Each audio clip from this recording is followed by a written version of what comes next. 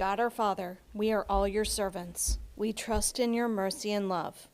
We trust also in your guidance. Direct the meetings of this council of North College Hill to make good decisions for all the people who live in our city. Give all the members of this council wisdom and insight to know what is best for our city. Help us to be fair and just in all our decisions.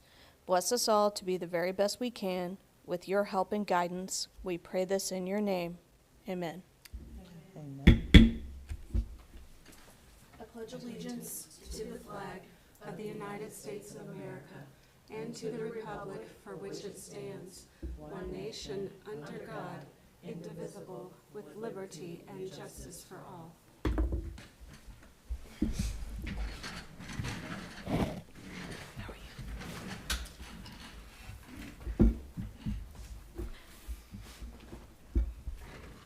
Good evening, everybody. Good evening. Ms. Claire, would you like to do roll call? Miss Sorb, Here. Miss Gaston, Here. Miss Alexander, Here. Miss Carrington, Here. Miss Clear, Here. Mr. Davis, Miss Chichester. Has anyone heard from Mr. Davis? No. Okay. All right, everybody has the agenda in front of them. Has everybody had a chance to look at it? Madam President, Ms. Chichester, I would like to make a motion to amend the agenda. what would you like to amend it with? I'd like to add the ordinance, the one I emailed you about on Thursday. Let me get it up for me, I'm sorry. You guys move faster than I did.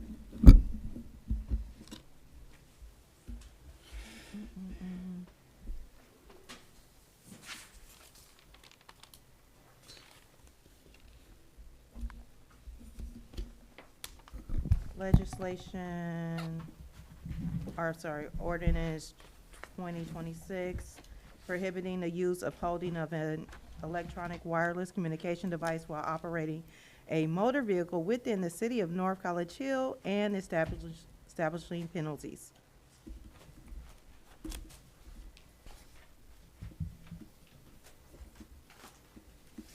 Do I hear a second? Madam President, I'll second. Okay, so I have a motion from Ms. Chichester and a second from Ms. Zorb to amend the agenda to add, if you wouldn't mind restating, Ms. Chichester. Just closed it out. I apologize. I'm just trying to make you work as hard as possible over there. That's fine, I got you. Give me a second.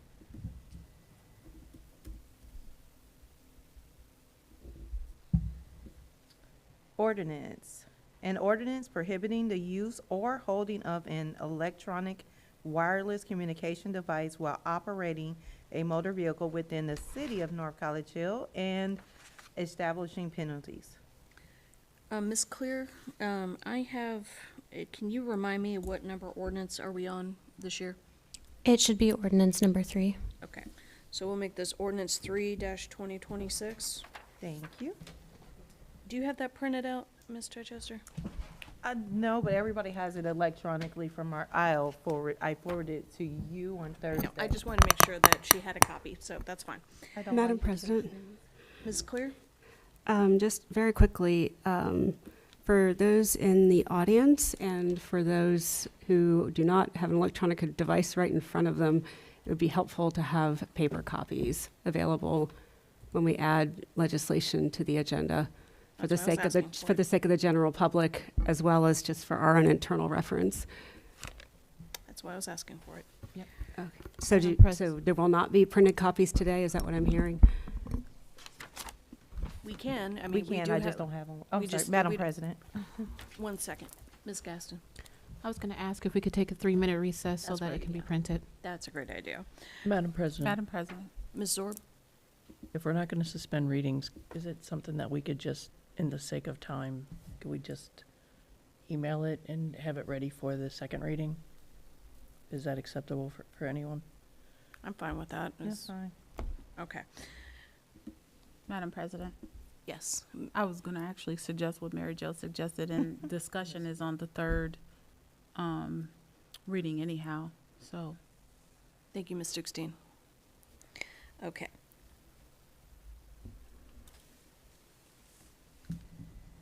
Okay, so I have all right, so we already passed that, it's been amended, okay. All right, do we have any communication, wait, sorry, we're on the minutes. I Madam apologize. President, We haven't accepted roll this call. yet. Roll call? Ms. Sorb, Yes. Ms. Gaston, Yes. Miss Alexander, Yes. Miss Curitan, Yes. Miss Clear, Yes. Miss Chichester. Yes. Motion passed 6-0. Do I have a motion to accept as amended? Madam President, Ms. Zorb? I'd like to make a motion to accept the agenda as amended. Madam President. Ms. Alexander? I'd like to second that. I have a motion from Ms. Zorb and a second from Ms. Alexander to accept the agenda as amended. Roll call? Miss Sorb, Yes. Miss Gaston, Yes. Miss Alexander, Yes. Miss Curitan, Yes. Miss Clear, Yes. Miss Chichester. Yes. Motion passed 6-0. Everybody should have the minutes in front of them from 4/6/2026. Has everybody had a chance to look at them?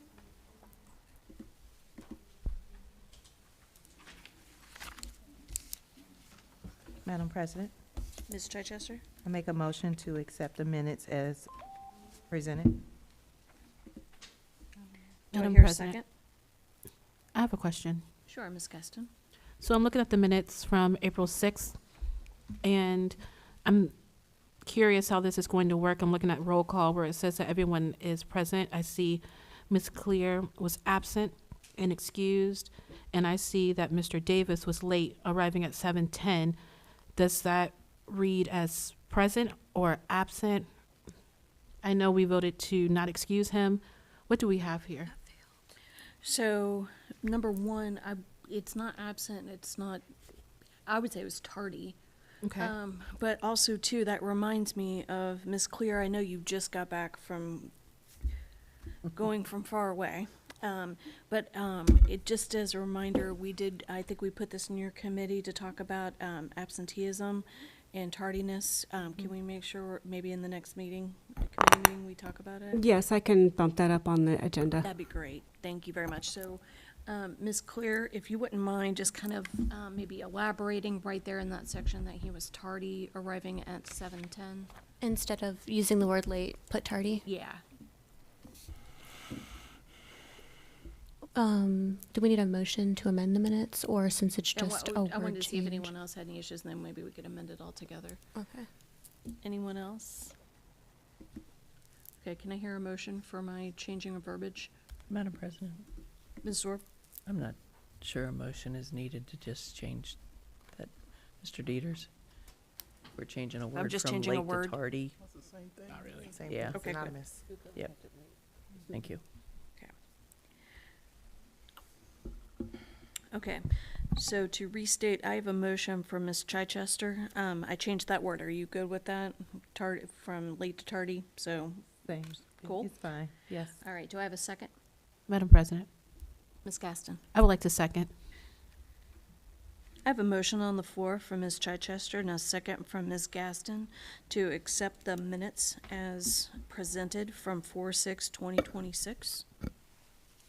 Roll call? Miss Sorb, Yes. Miss Gaston, Yes. Miss Alexander, Yes. Miss Curitan, Yes. Miss Clear, I will abstain. I was not present at the meeting. Miss Chichester. Yes. Motion pass 5-1-0. Ms. Clear, do we have any communications? I have no communications this evening. Do we have any public comments? Anybody signed in?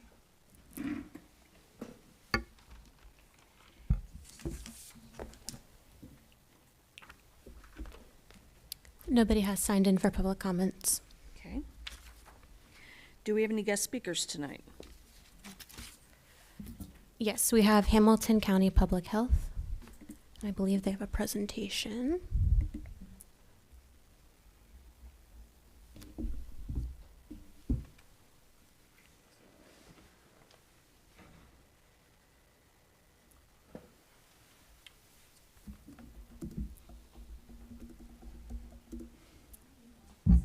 Just. Okay. Like lectern.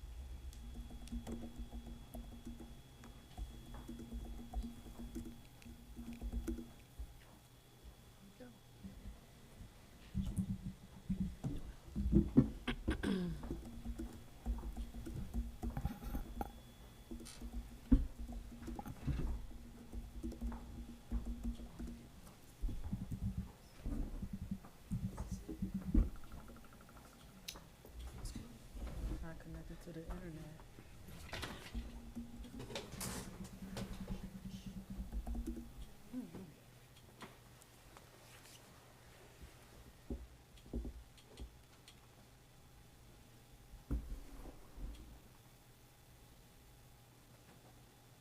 There we go. We have liftoff.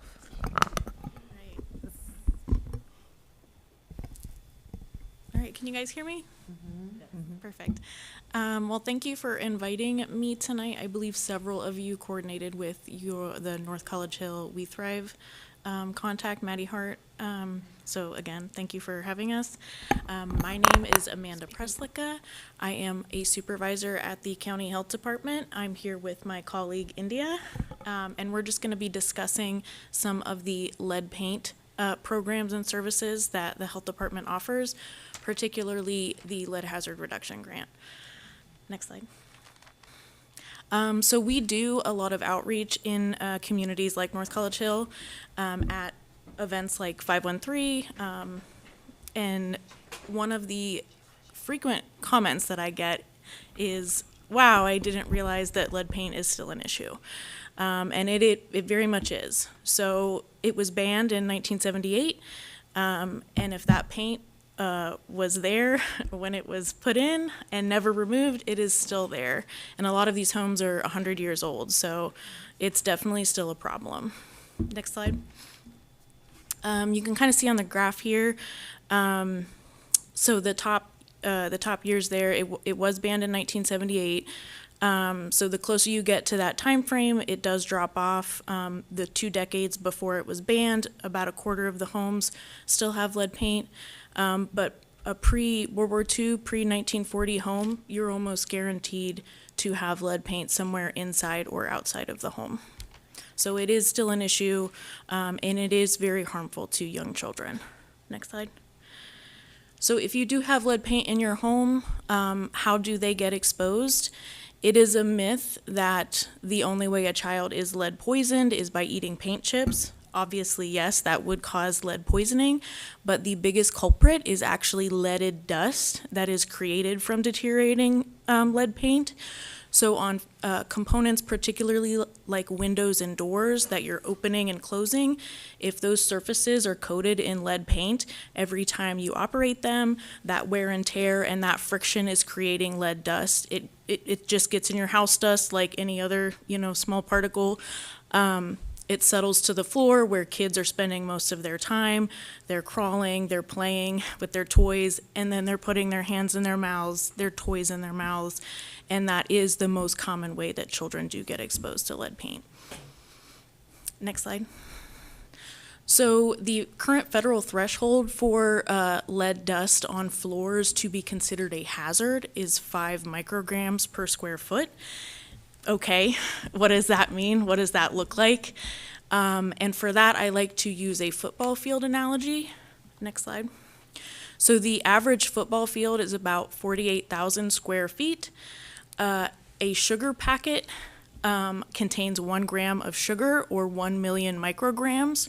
So I want you to imagine that sugar packet is full of lead dust, and I want you to spread that evenly over the entire football field.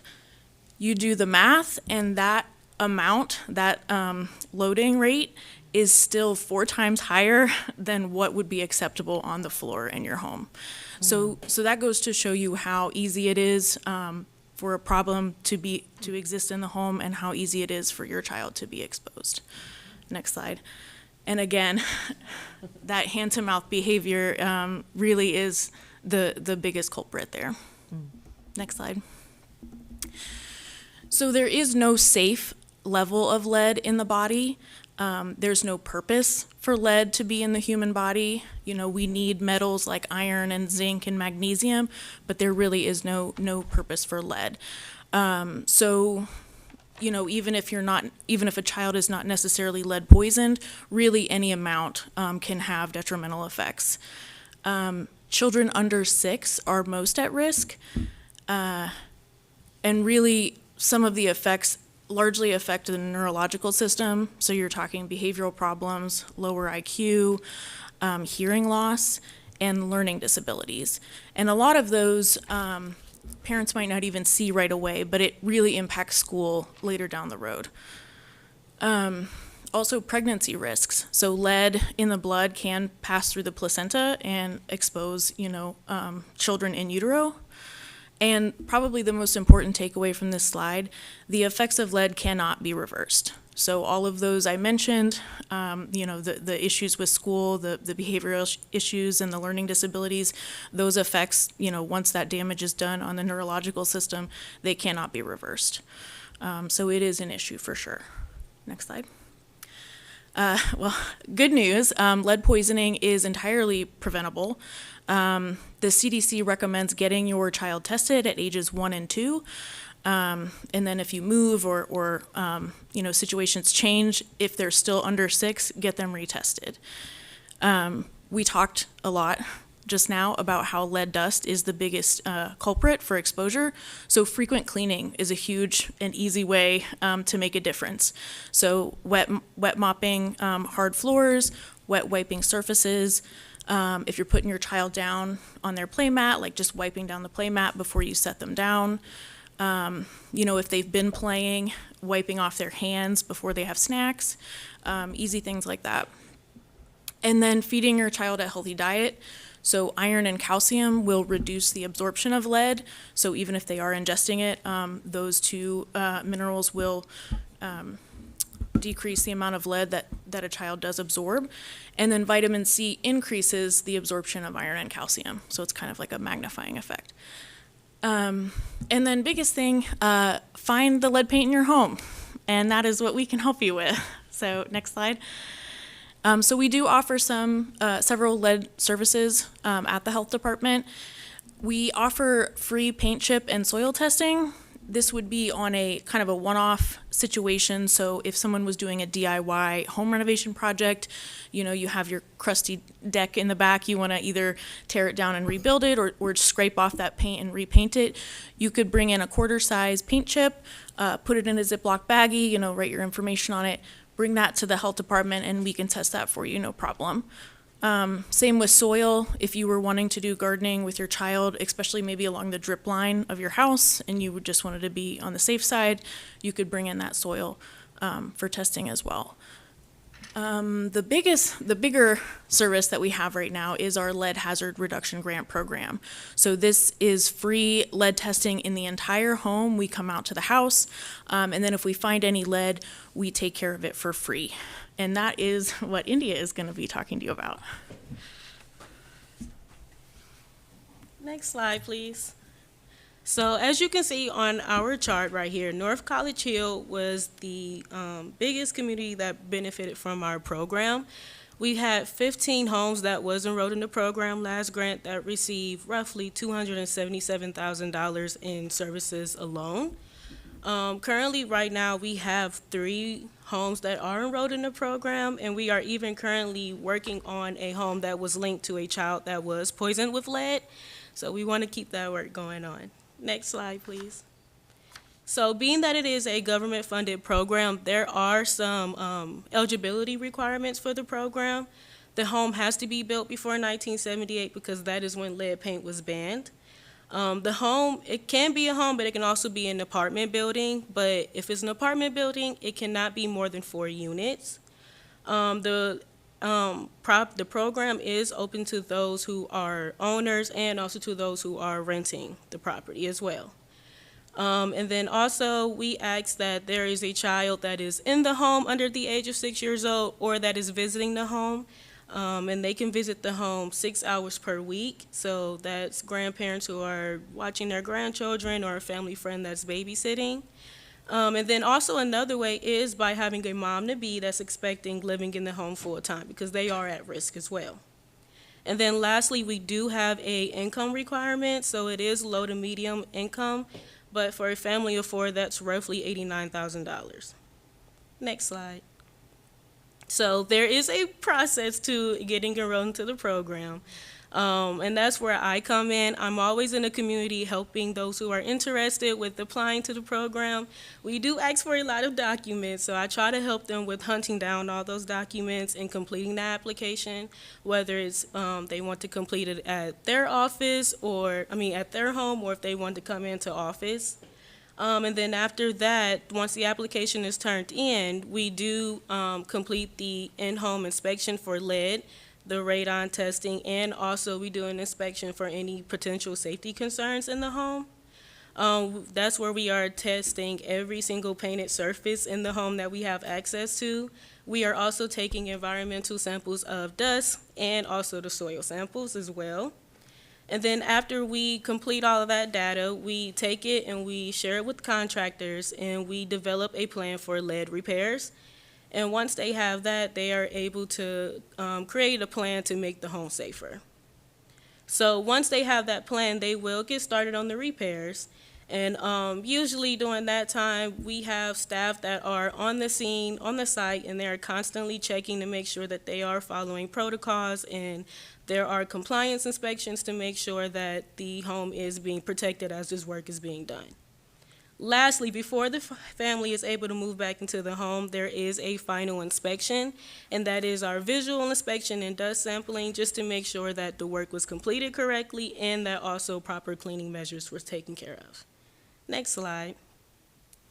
So you're probably wondering, what does abatement look like? And this is an example of a property that was enrolled in our program in North College Hill last grant. They received new vinyl siding, new vinyl window replacements, new gutters and downspouts. The vinyl window replacements and the gutters and downspouts were replaced through the supplemental funding we received, the Healthy Homes funding. Yes, next slide. So we thank you guys for giving us the time to hear us out and talk to us. We want to continue to grow and do more work in this community. So thank you. Madam President. I have a couple questions for the ladies. I heard you say that the benefactors of the program can either be homeowners or live in an apartment. So is there a process for notifying their landlords? Yes, so once they express interest, I will complete the occupant application with them, but then I'll also reach out to the landlords and explain the program to them, and I'll work with the landlord one-on-one to get their section of the application complete. And then I heard you also say the lead repairs, they can move back in. Do they have to actually exit the property? And if so, when they are away from their homes, are there provisions made for them? So it depends on what kind of lead repairs are being made. We try to work with families as best as we can. So if it's just exterior repairs, they can stay in the home. If there's a basement with a side exit or a rear exit, the contractors can case that off and just work on the basement. So if they're in the main living area, if they're in the kitchen, if they're in the if there's only one bathroom and they're in the bathroom, they will have to relocate. We have funding, the federal grant money that we have will pay for rental relocation. If they are owner occupied, they do have to find their own accommodations during that time. Again, with the project designs though, like we'll do all those other exterior work and extra steps so that they're out of their home for as short as possible. And then my last question was, or is, there's harmful lead, and then there is the lead. So lead is harmful if it's like distributed and within breathing in the environment. Do you, if you detect lead but it is not disturbed, do you still remove or remediate? So really it comes down to the paint condition. So lead, the only way that you would that lead would enter your bloodstream through inhalation is if it was heated to a high temperature. So really you see that more in commercial applications. Yeah. So really ingestion is the only kind of avenue for becoming poisoned. But we are looking at paint condition. So really if it's chipping, really if there's any kind of nicks or chips, we'll consider it deteriorated and we will take care of it. But if they just repainted all of their window casings or something like that, as long as the top coat is intact and that, lead paint underneath is kind of enclosed, then it really isn't harmful. It isn't creating dust. So one of the recommendations we do make to people is to keep up with your painting, because that's another easy way to just control lead paint in general. And then one more comment or ask. So, one, I'd like to have some literature. If you would, I would like to be able to pass this out with a code enforcement officer when he goes out. Sometimes he is able to test lead, or when he sees chip paint, he'll ask, especially if the home is before 1978. So if we could have some literature that we can give our residents, whether renters or owners, that would be great. And then what way can NCH support bringing the program or making it more widely known for our residents? Yeah, so I did bring literature with me. So I have applications, I have flyers for the program as well as the paint, chip, and soil testing. So I'm happy to leave all of that I printed out. And then if you guys ever need more, I'm happy to print out more and bring them to you. We have full 8x10s, but then also little palm cards that maybe might be easier for your code enforcement officer to handle or keep in their car. As far as you asked how we're getting the word out more for the program. So we are partnered with 513. India attends all of those 513 events. So if there are some in the North College Hill area, we do attend those. And then India is also doing a upcoming event. Yes, I can't remember the date offhand. I think it's May 9th, but it's with it's the community church with Deborah Woman. Yeah, so I will be at that event as well. So whatever local events you have or opportunities, I'm always open to come out to them. When you say 513, you mean 513 Relief Bus? Exactly, yes. Madam President, Yes, Mayor Nichols. I had a question. I have two questions, I believe. Is there a program for businesses who may be in need? That's a great question, and I don't have an answer for you. I want to say a lot of the programs out there are focused mostly on home ownership. We're one of the few that will also do rentals, because really we're focused on children. I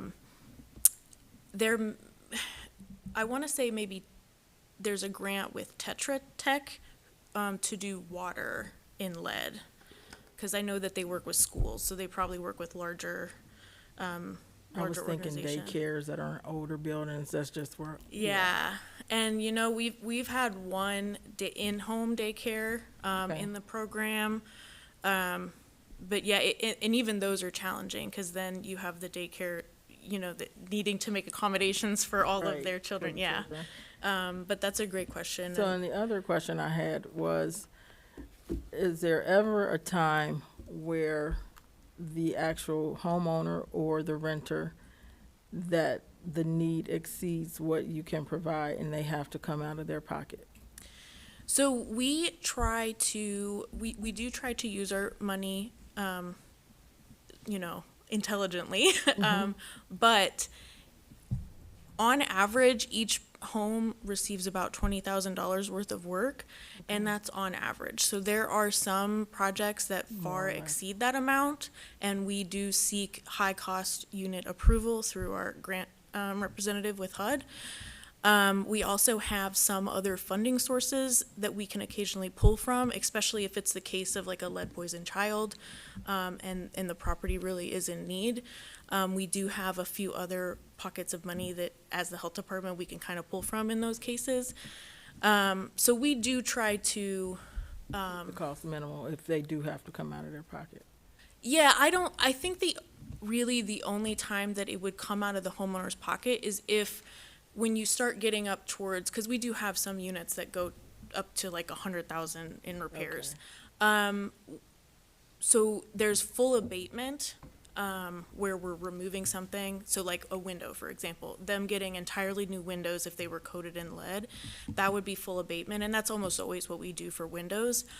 But when we go back to talking about paint stabilization, like keeping that top coat intact, if it's a less used hallway or, maybe a less used area of the basement, if we start getting up towards that threshold, we might be doing a lot more paint stabilization. Where the lead is still there, you kind of have to keep up with painting. So that's kind of how we handle that sometimes. So if the owner wanted to do abatement instead, they could throw in their own money to say, no, I don't want to do paint stabilization, I want to do this instead. Okay. But we're always addressing everything that we find, whether it's paint stabilization or full abatement. Thank you. Madam President, Ms. Cureton. thank you so much. We are so excited to have you all and the strengthened partnership that we have with your team. Just a quick question for you. I know we talked about residential properties. Are city-owned properties a part of your abatement, or can they be a part of your abatement process?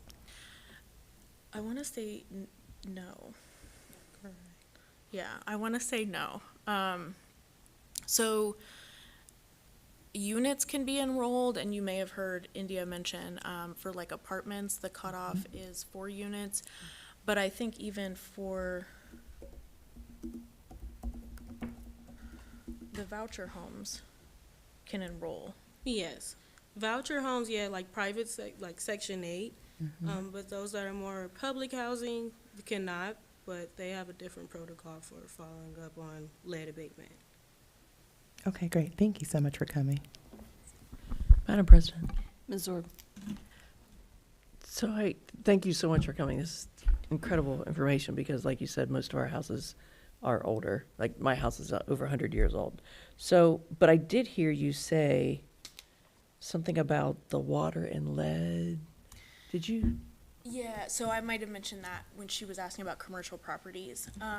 So we don't handle anything with water and lead, but Greater Cincinnati Water Works, which probably serves all of North College Hill, they have a grant right now to replace the water service lines. So not necessarily the plumbing in your house. So if it is really old in the home and maybe those interior lines have never been replaced, you may want to look at those.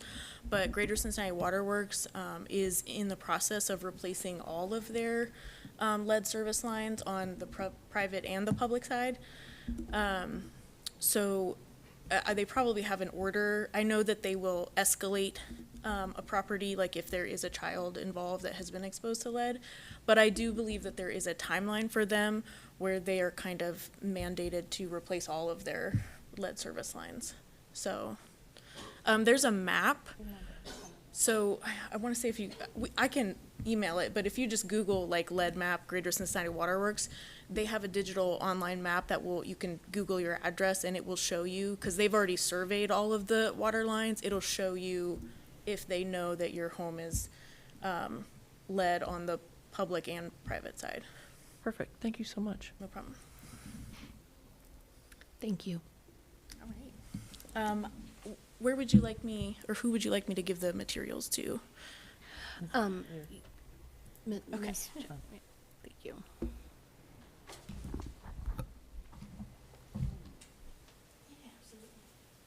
Okay, let's move on to the next part of our agenda. Council committees. Rules and public policy, Ms. Chichester, since you were, had the reins at the last meeting. I did. Give me just a second to get my notes up.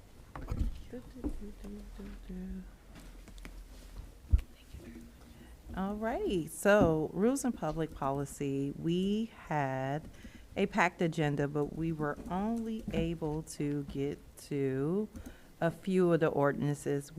We discussed the cyber ordinance. Give me a second, I'm trying to still get my notes up. Was that on the 9th? There we go. Oh, 13th, excuse me. We met April the 13th, and we had a quorum. Everyone was there. The ordinances that was on the agenda that we had a chance to discuss was the one that we amended the agenda and added to today. That's the one we agreed would move forward, was prohibiting the use of holding of an electronic wireless device while driving. And the other one that prompted a lot of discussion was the establishing a municipal policy prohibiting the payment of a cyber ransom demands.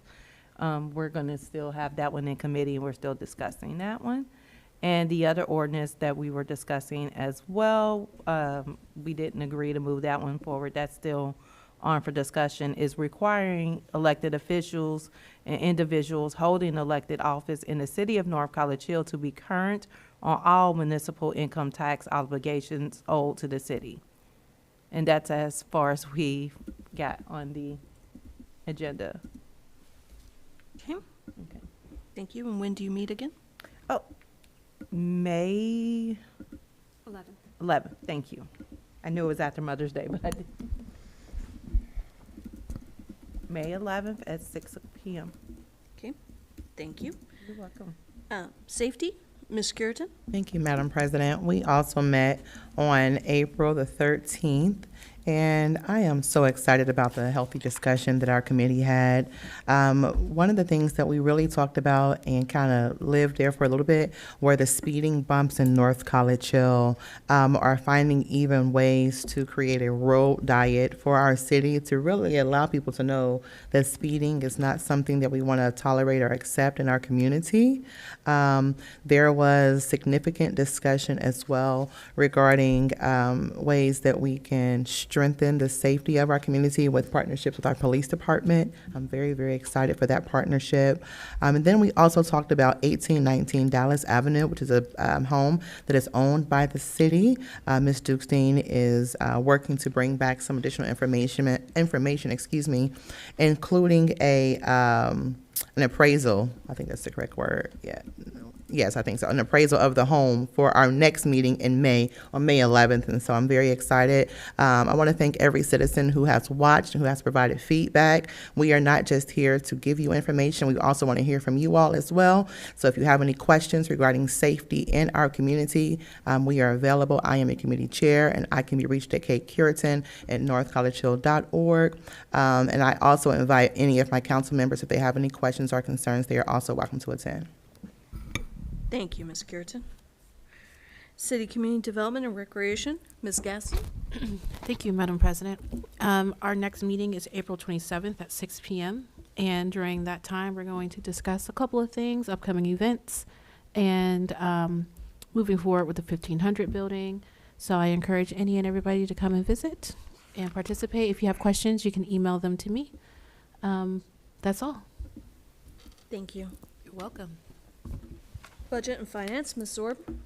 Thank you, Madam President. Budget and Finance has not met since our last council meeting, but we will be meeting on 4/27 at 7 p.m. right here in this room. I know Ms. Gaston already spoke about her meeting, but I want to remind my fellow council members that we have moved back to the 4-week kind of period. So we're Budget and Finance is on the 4th week now. So just a little friendly reminder. Thank you. Thank you, Ms. Zorb. Do we have any reports from ad hoc committees? Madam President? Ms. Clear?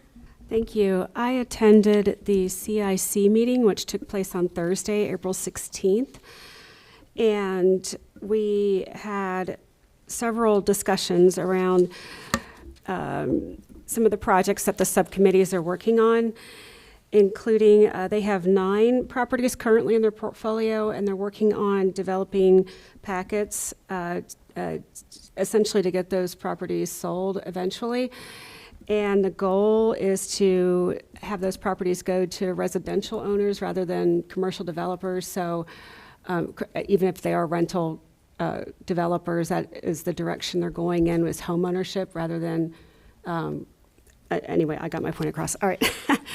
The second topic of discussion, it was bylaws. They're still updating bylaws, and they will be getting a second draft to the committee soon. The technology and outreach, we did get a notification in the newsletter about fundraising through Kroger Rewards. They're also going to research other ways to allow fundraising to take place, like PayPal giving funds and things like that. Next thing they talked about was one of the member of the school board who's on the committee, Barb Graves, gave us the same update that essentially you guys received before about this condition of the funding for schools. And that was mainly her update for us. And in new business, I don't know if it was new business or old business, but Ms. Dukestein provided an update. She was asked about the status of our request to St. Margaret Mary regarding their property. Their last mass in that building will be on May 24th, and then that parish will be closing. So they did give us that update, and I am trying to read my handwriting here. There are several things where we want to be more aligned and more complementary to other community development initiatives that are going on in the city, so we're not duplicating efforts, that we're kind of helping each other and backfill, doing our piece of it while also supporting, for example, Planning Commission or Motion or anything like that, that is also working toward community development in the city. So we're not duplicating efforts. And finally, we talked about financial reports, and he provided a financial update. And then we talked about the CIC perhaps reviving or partnering or reviving the world's longest yard sale effort in the community. So that way we can, again, that would be something we would work with other community development groups to have take place. So potentially beautification committee or neighborhood alliance, things like that. So we can all, but the CIC is very interested in leading that effort, depending, of course, on available volunteer support for that. So, well, there was one more thing. Oh, SORTA. Ms. Dukestein also provided an update on a brief update on the bus rapid transit, and then also mentioned that when they're redoing some of the bus stops, when they put a route in, SORTA maintains the bus stops, and we were asking about potentially adding garbage cans to the bus stops that are in North College Hill through Metro, through SORTA, and I hope I'm saying that correctly. But then we briefly talked about 1819 Dallas, as we talked about in public safety. But like I said, they have 9 properties on their portfolio already, so that is still an open question about what the CIC can or will or should do to assist the city with that property. So that's all I have. Madam President, Ms. Gaston. I have a clarifying question for Ms. Clear. So during your report from the CIC, you had mentioned that there was an update on St. Margaret Mary that our city administrator provided. What was that update? That we had reached out to them concerning potentially acquiring the property. but I don't remember what you said was the result of that. These are my own personal notes, so I know that there was some lengthy discussion about that. But I want to say that we have reached out, but I don't remember if it was just we haven't heard back from them yet or what their response was to our inquiry. Maybe Ms. Dukestein can elaborate more because she provided that update. Thank you. Ms. Dukestein, are you able to? Yeah, do you want me to give it in my administrative report? If you or were would already like it going to now? do that, we can keep it in your Yeah, report. That's I'll fine. just do that. Thank you. Madam President. Ms. Curitan? Thank you so much. I serve as the, I guess, the backup for the RITA, and I am very excited. I'm not sure if you're getting my emails about that, but RITA met on April the 8th, or April the 16th. They had their Board of Directors meeting, and on June the 16th, I will be attending, let me pull it up here. It is the annual member meeting of Southeast Ohio. It will be located in the city of Woodlawn. And so, again, I'm not sure if you got the email or not. Madam President. However, we are invited. North College Hill is invited, and so I'm asking if any other council members would like to attend. It is June the 16th between the hours of 11 until 2, and I can gladly forward you all the information. But this is a time because we are Rita City, so this is a time for us to learn about what Rita does and how we can benefit or how we can, whatever we want to see. So. That is June 16th. In addition to that, their board meetings are monthly, and so their next meeting, I want to say, is May 15th, and so I'll be attending that as well. Thank you. Ms. Chichester? Madam President, I didn't get any notification about an April meeting. What Amy from Rita sent to me was the June meeting and told me those are the meetings that the council members typically attend. And I was going to give that update about the June 16th, which is Woodlawn. There's also other neighborhoods, but she told us, pick the one that's closest to your neighborhood, but we're welcome to attend the other ones if we wanted to. So, yes, so if there was a meeting update in April that Ms. Curitan received, I would appreciate you sharing that with me. I didn't get that email update. I remember you asked me about the other meeting in the email after that date, but being the Rita delegate for North College Hill, I would have loved to have the opportunity to attend.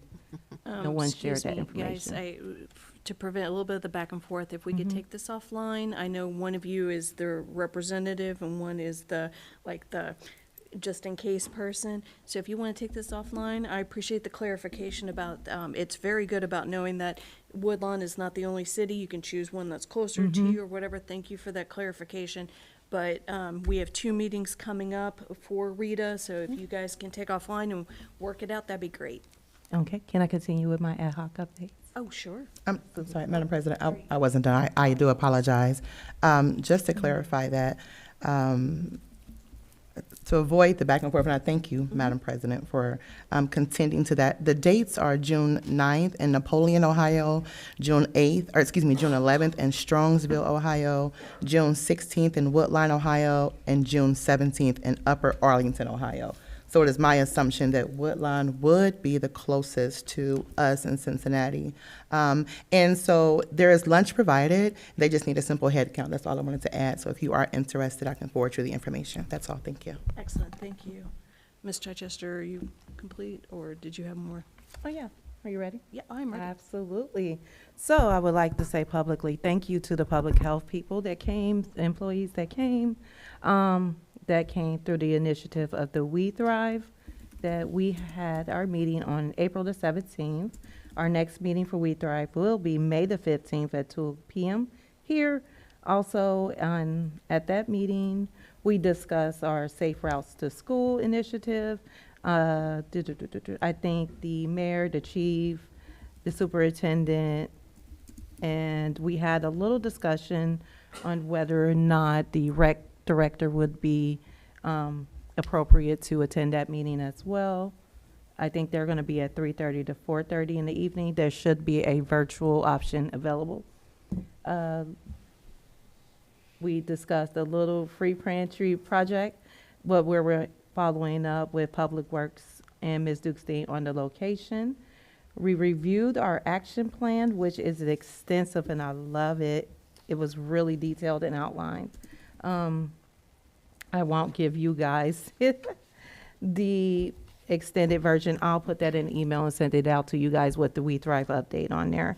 And so that we can also possibly post it online for the city website, Ms. Dukestein. I'll send you, CC you in that email with Ms. China as well for that. And Ben.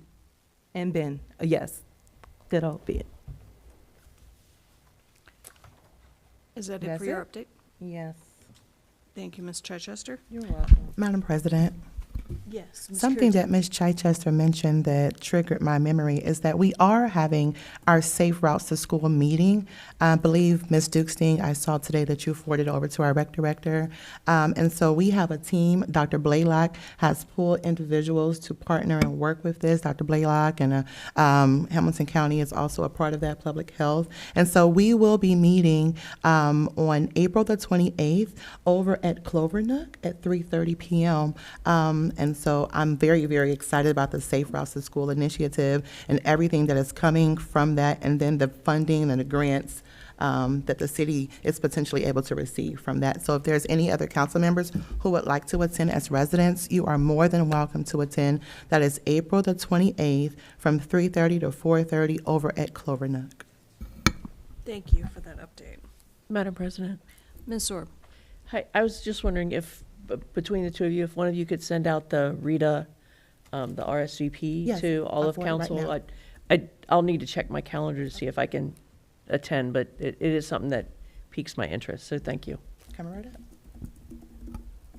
Okay. We have no further updates. We can move on to our admin reports. And like I always state during this section, just please keep our questions back and forth for the administration only during this section and not during call of members. So, Mayor Nichols? Thank you, Madam President. Just a couple of things. The first, during, I believe it was a committee meeting, it was asked that we would go to the different committees.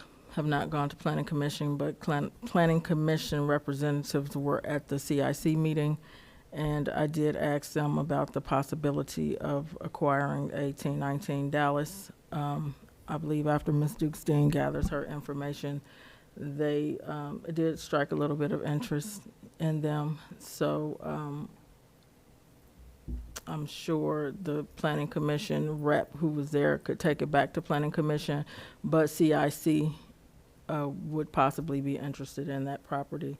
So once things are gathered administratively and presented, because council asks, we will also present it to the CIC. Another thing I wanted to discuss, we all know, it's been a really hot topic of the things that are going on within our street with our children, which involves parents, and I believe I brought that up once before, but I had asked that it would go back into committee. I have yet to see it on the committee agenda for this last time, and Rules and Public Policy, it was not on the agenda. Additionally, what concerns me, we know there's not a lot for our students, our kids to do as far as recreation.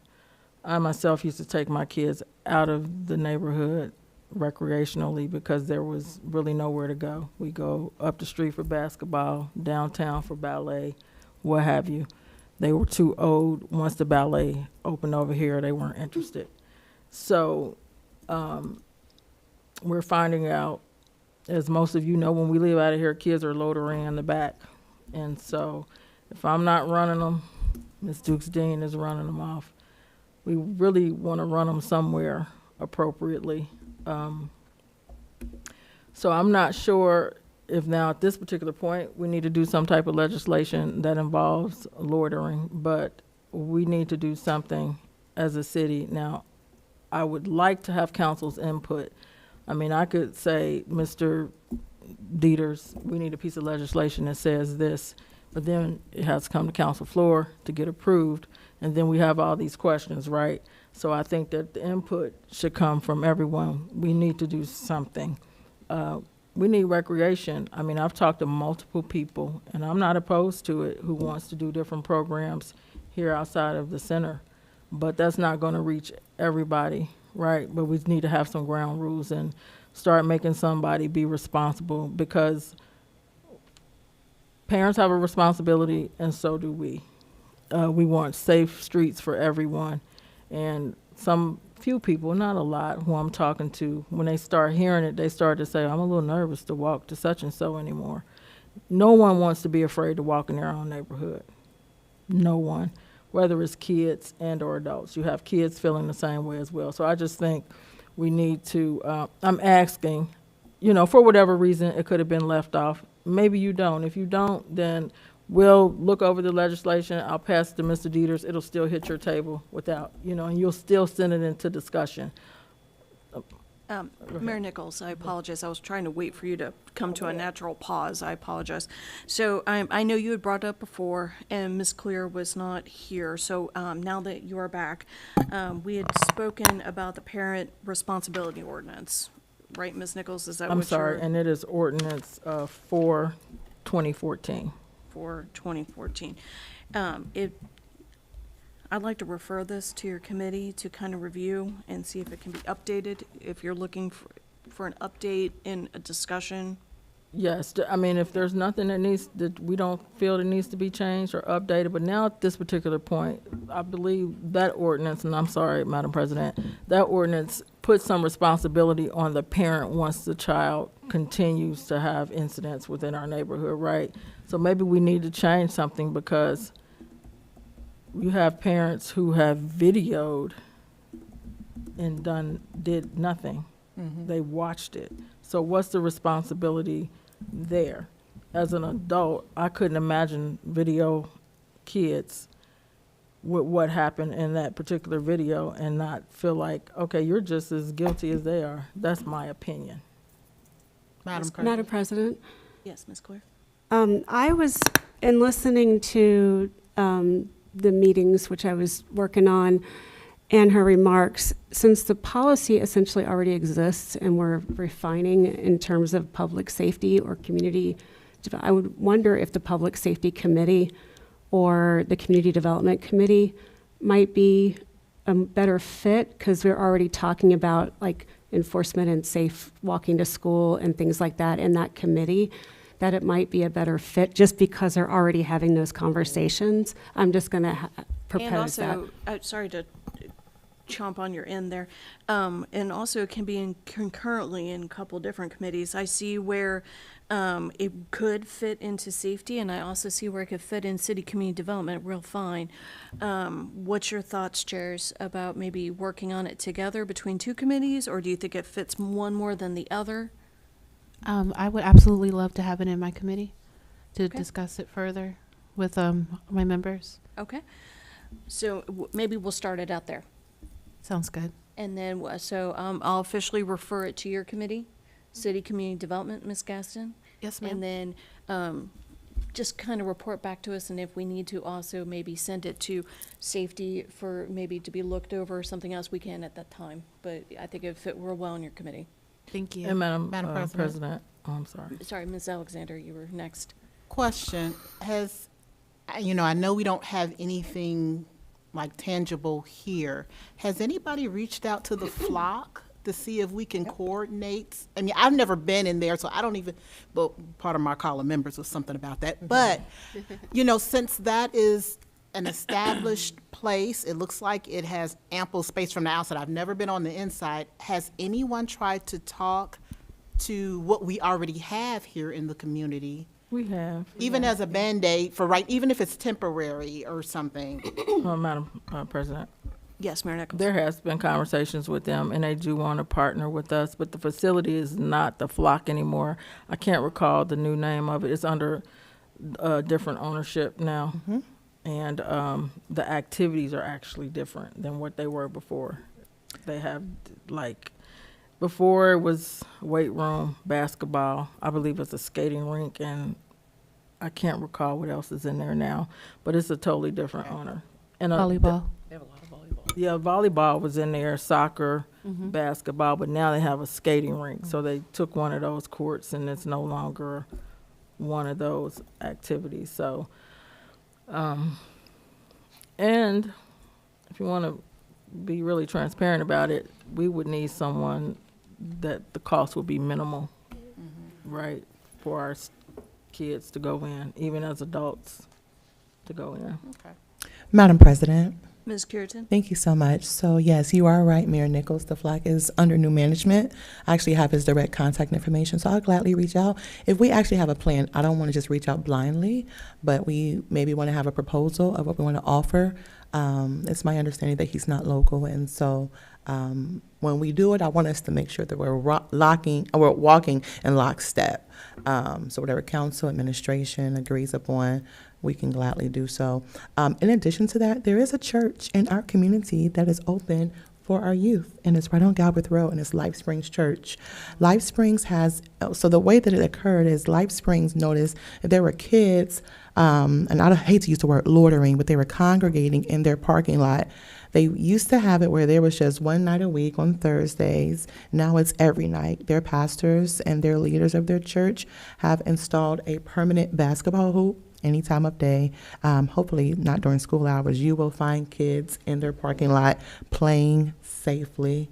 So that's really good. And so I don't think we have to necessarily start from the beginning. I think that we can just utilize the flock or Life Springs Church or other churches in the community that really want to open their doors for our teens. We do have a problem. Everyone knows it. How we strategize it and make them feel as if they're not a problem, but more so bring them to the table and say, hey, what would you like to see in our community? I think that would be helpful. So thank you, Life Springs, for even doing that and opening that door for our community. Okay. Mayor Nichols, did you have anything I else? did, but I didn't write it down, so. Well, if it dawns on you, you can bring it up during old business. Thank you. Ms. Dukestein, go ahead. I did want to say, I'm sorry. I had the pleasure of attending the ribbon cutting of College Station. It was really nice. They had lots of nice treats and the pickleball, and it was just a nice atmosphere. Thank you. Ms. Dukestein? I'd like to say I would kind of combinationally agree with Ms. Clear and Ms. Gaston. Since the parental legislation is already there, I'm definitely talking with the, as we transition to a new NRO, we'll be communicating and keeping track. So keep in mind that as a city, we're going through a pilot program through Hamilton County where they will be coming in and offering some pre-work to youth and their families on how to conduct themselves in the face of conflict. I think conflict resolution is a big part of what we've been seeing of recent. I think that we have the legislation that maybe can be looked at, but it is in place. It is speaking to repeat offenders with parent and child combination. So we have to get them and then get them again and make sure that we're recording that so that we can kind of make sure that we are pushing that through our mayor's court. And so I do feel like we have some things in our city like Life Spring and then the former Flock building. It is not under new ownership. The same gentleman owns it, but he is leasing it out, subletting it internally to different groups. He and I have met several times. Everything in his building costs, and he's in the business of making money. So with that being said, I think there are some spaces where we can talk about with recreation, which is why I think it would be a good fit for this to get, because I think it is our civic responsibility to give our children something to do. And so many times we have things for little kids to do, but then when they become teens, we kind of lose sight. And there are just some things that we can do better at making sure that we get some recreational things to create interest and generate maybe a community for our teen groups here. And to speak to what Mayor is saying, like when I have physically walked over, introduced myself, ran them off, told them where they can go to appropriately hang out, as opposed to people's parking lots and businesses looking like they are just crowding the scene. So it also takes just some adults redirecting gently and with love, and they were respectful. So I'd like to say that, and then I'd like to thank the group that came, the Hamilton County Public Health Group, and the cleanup day. We had that this past Saturday. It went relatively well. We had a lot of people drop off things, and then Monday morning we had even more in the bins. What I would ask that the council group share abroad is, when you're speaking on social media or any of those spaces where you have outlets to talk about cleanup day, is that you remind people that if you're going to use the bins, please put your dumpings or whatever you have in the right bins. We actually had to do a lot of work this Monday morning, so thank your public works people, because they are cleaning up after our community to put them in the right bins. Actually, Rumpke refused to pick up one of our bins because we had bulk items in our tire bin, so we have some work to do aside of that. And then I don't know if you guys have seen down Hamilton Avenue, they have finished the islands, and we're going to be working up Galbraith. And then we were going to do the sorta updates in Ms. Gaston's CCDR committee. Unfortunately, she did not have quorum, so we didn't get those updates. I just want to notify you. That's why Planning Commission got those updates, and you guys did not. You were scheduled first, but then their meeting happened. Because they weren't a lot of discussion, I think we should save them for the next CCDR meeting. And then I've distributed the cheat sheet that I promised you all this week. That was about I know that you all get a lot of residents that ask, I do too, inboxes, knocks on my door, that people ask about, what to do. And so there's a cheat sheet that's distributed to you all that kind of tells you where our code enforcement, some general principles and things where you can just kind of redirect residents, because sometimes they need to report a concern, and sometimes they can just ask you guys and get direct Q&As out of the way. If you have the information and you're informed, you can help direct them. So I don't mean it to be an additional burden, but just if you have the information and it's there and you want to give it to them. And in the Planning Commission meeting, Ms.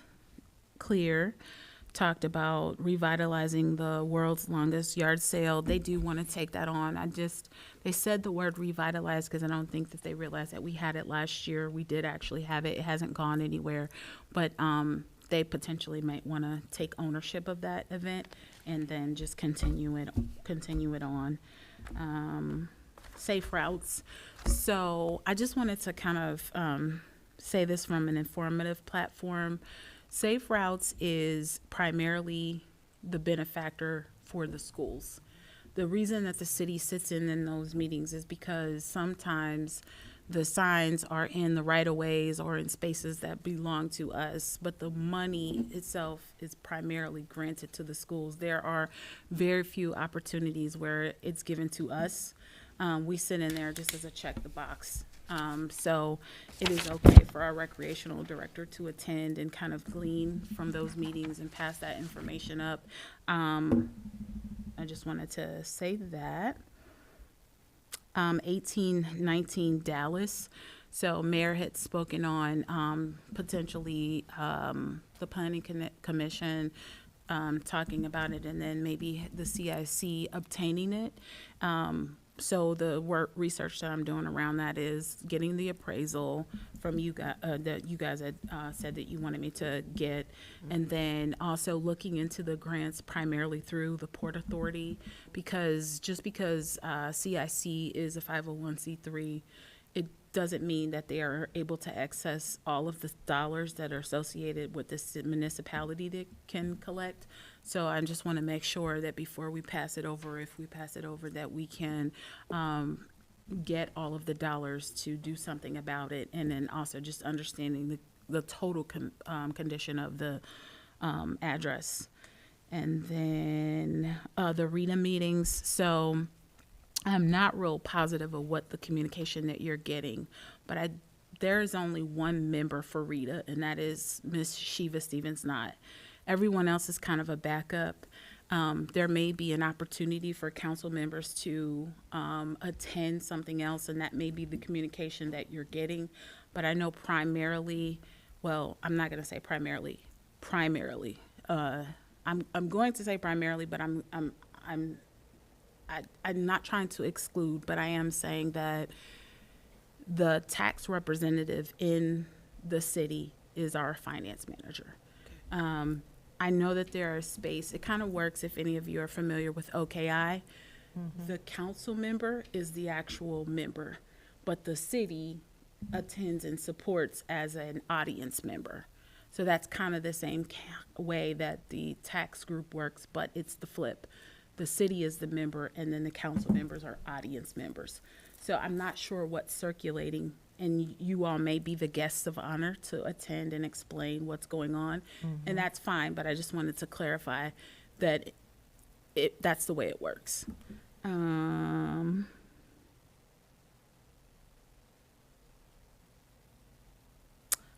The update for the garbage on the water bill, you guys should see that coming up. We've turned in everything. We've had it in for a while, but we got the update that we'll see it on the water bill the 1st of May. That is all. Madam St. President. One second. You stated you were going to give an update on St. Margaret Mary. Oh, yes, first right to refusal. So we sent the first right to refusal April 16th of 2025. It was a letter drafted by Mr. Bill Dieters. We sent it to the pastor of St. Margaret Mary's, and then we also sent it to the Archdiocese. And they responded very generally that they weren't trying to do anything with the property. So I don't know if that has changed since. I can tell you that was not an acceptance of our first right to refusal. So I don't know that just because they're shutting down that they're selling. I do know that the building has roof issues and it needs a boiler.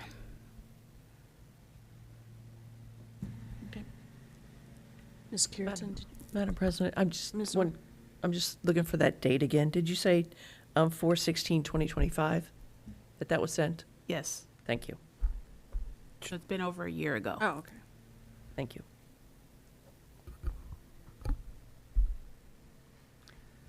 Madam President. Ms. Gaston? Sorry, I'm getting over a cold. I guess we could talk about this next week, but even though they didn't accept it, do we resend it so that they know that we're interested? How does that work? So I think there's a lot of things that mitigate whether we pursue. I think we have to decipher whether we can bear the weight of the debt that we would be purchasing the building. So the hope is that if we do the first right to refusal, that they would be submitting some kind of deal or bargain, or maybe just a lower cost because we're the city. So I think that's where we are. I'm giving the updates, circulating that to the Planning Commission sometime this week, and then they can kind of tell me where their support lies. I know that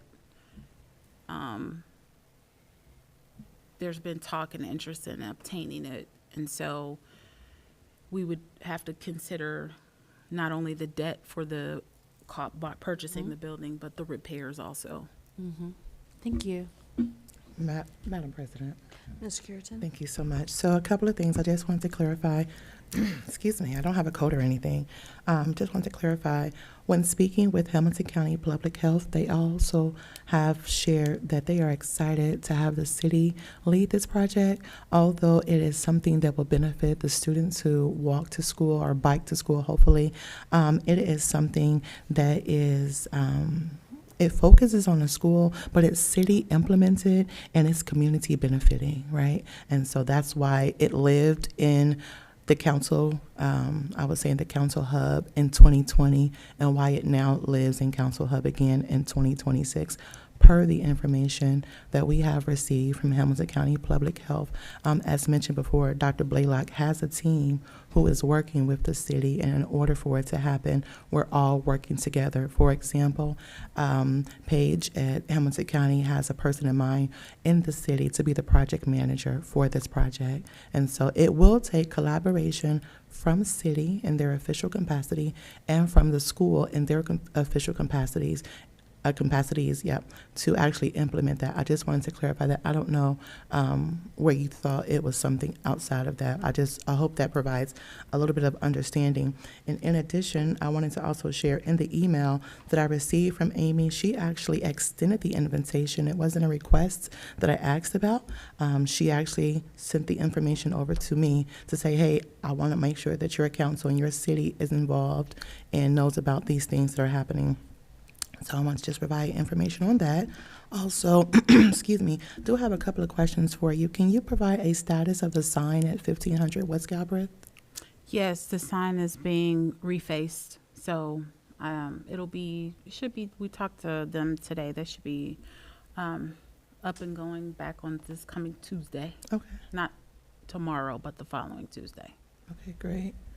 And then, is it currently still the same sign that we've always had, or is it a new sign that was in storage? Neither. Okay. It's putting the new branding on it, on the Okay. sign. Okay, good to see.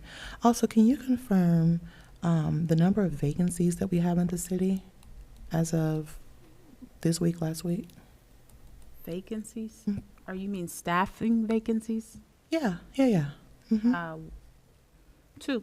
2. Okay, great. And then I know last council meeting. Wait a minute. I want to go back. Sure.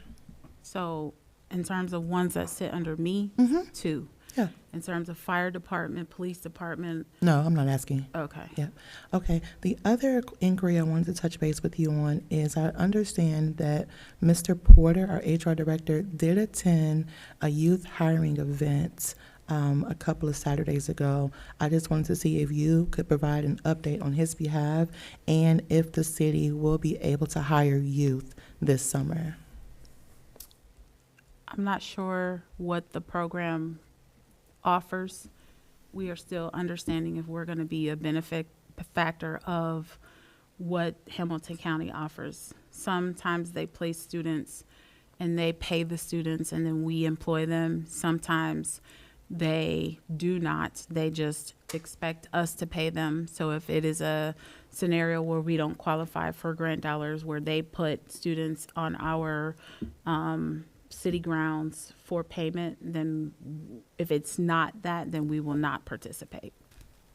So the only way we'll do it is if we are funded through a grant or through a reciprocal payment. Yes, because Okay. the initial conversation was around the other grant through Hamilton County or Talbert House, where they lost their funds. That's the reason why we went, because we were told that that was the same program, but when we got there, it was not the same program. And some of it was where we had to bring in children and pay from our dollars, which we did not budget for. And then there are some spaces where grants can be given out, and it supports them paying the teenagers. Okay. And then my last question for you is, since looks like we probably won't be hiring anyone this summer, are you still working with the school or even Dr. Blaylock with the youth and government initiatives? I believe that was something that was on your plate to bring back before council. Yes, Ms. Chichester picking that up, so. Is there an update on that? No, I don't think so. I think that at this time, so what we needed to do from a city standpoint is provide a program that the school could utilize. Mm-hmm. That's it. Madam So we've President. done our part as a city to make sure that that we've done the checks and balance with insurance and put together programs that the youth can participate in. It doesn't have to be, I mean, it's an ongoing thing that we want to provide. Once we get it up and running, we want it to be sustainable to the school district. So I'm not in the interest of rushing it. I just want to make sure that we get something solid that the school and the city can collaborate on. And, you know, you want to make sure that your students have something that they can depend on, and that they are, the school is comfortable with letting the students come over, and that we as a city need to be able to support that from an insurance standpoint, because those children will be insured in the same way if they were working here. And so we're talking about dispatching them throughout some of our departments, and one being police and fire.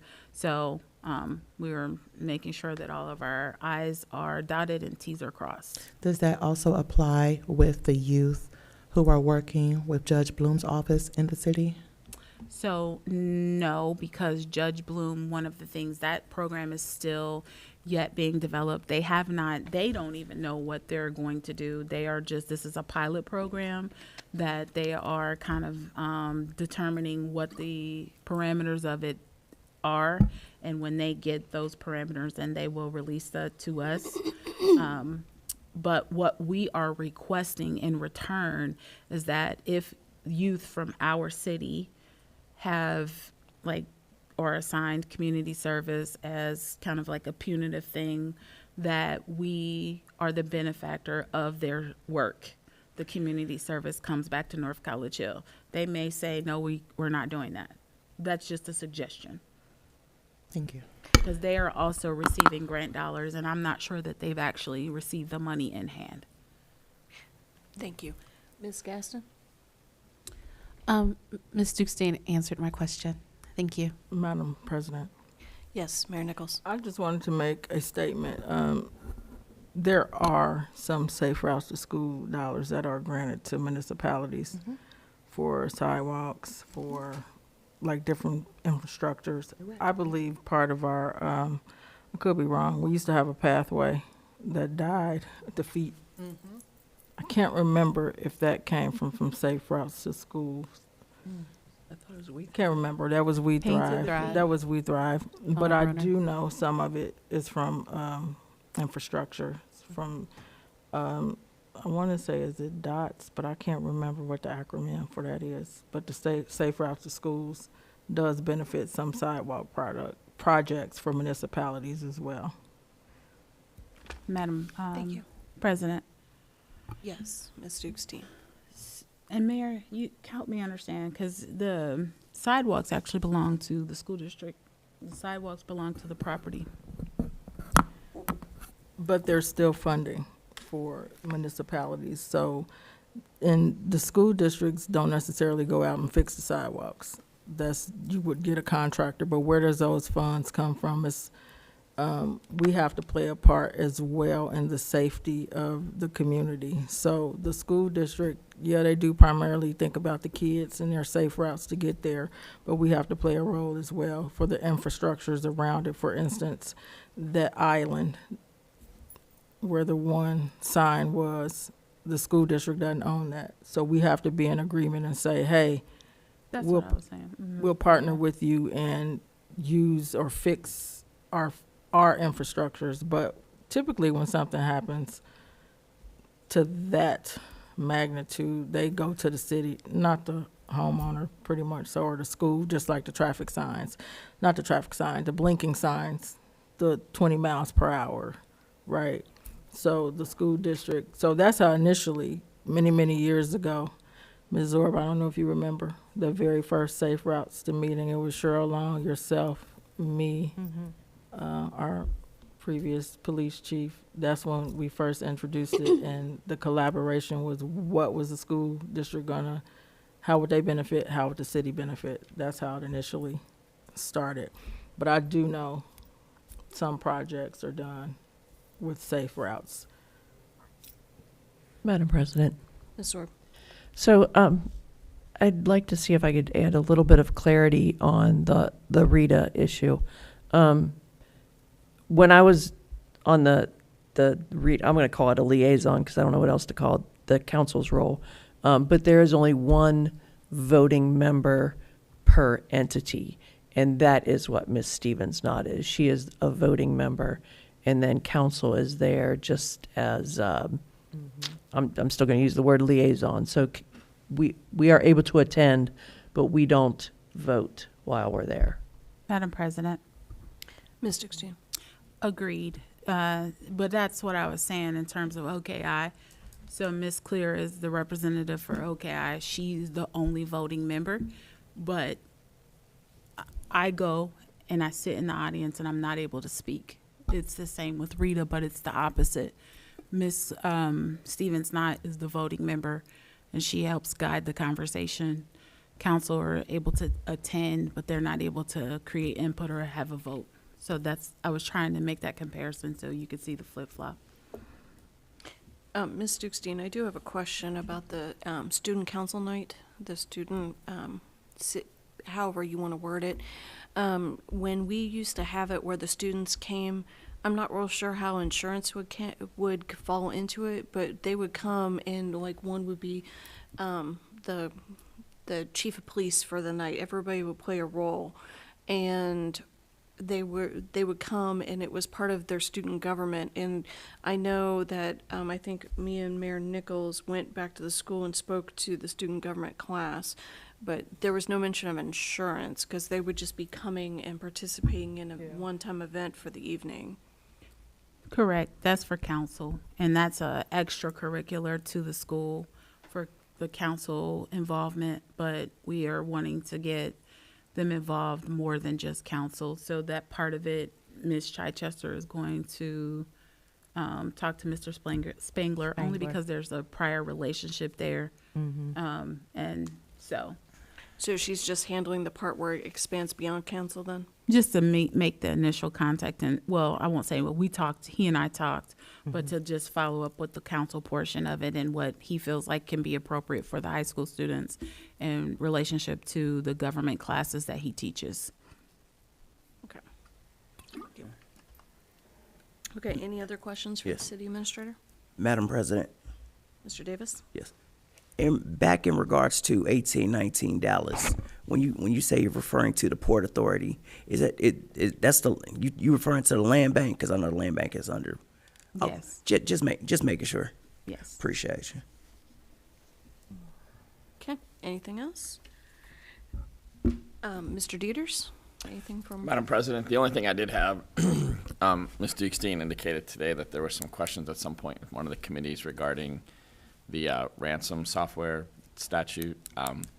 Just so council's aware of that when you get a chance to look at it, we just took exactly what the state gave us and put it into our format for our legislation. So any of the language in there was language we actually received from the state and related to, I forget the House bill that is, 96? House Bill 96. House Bill 96.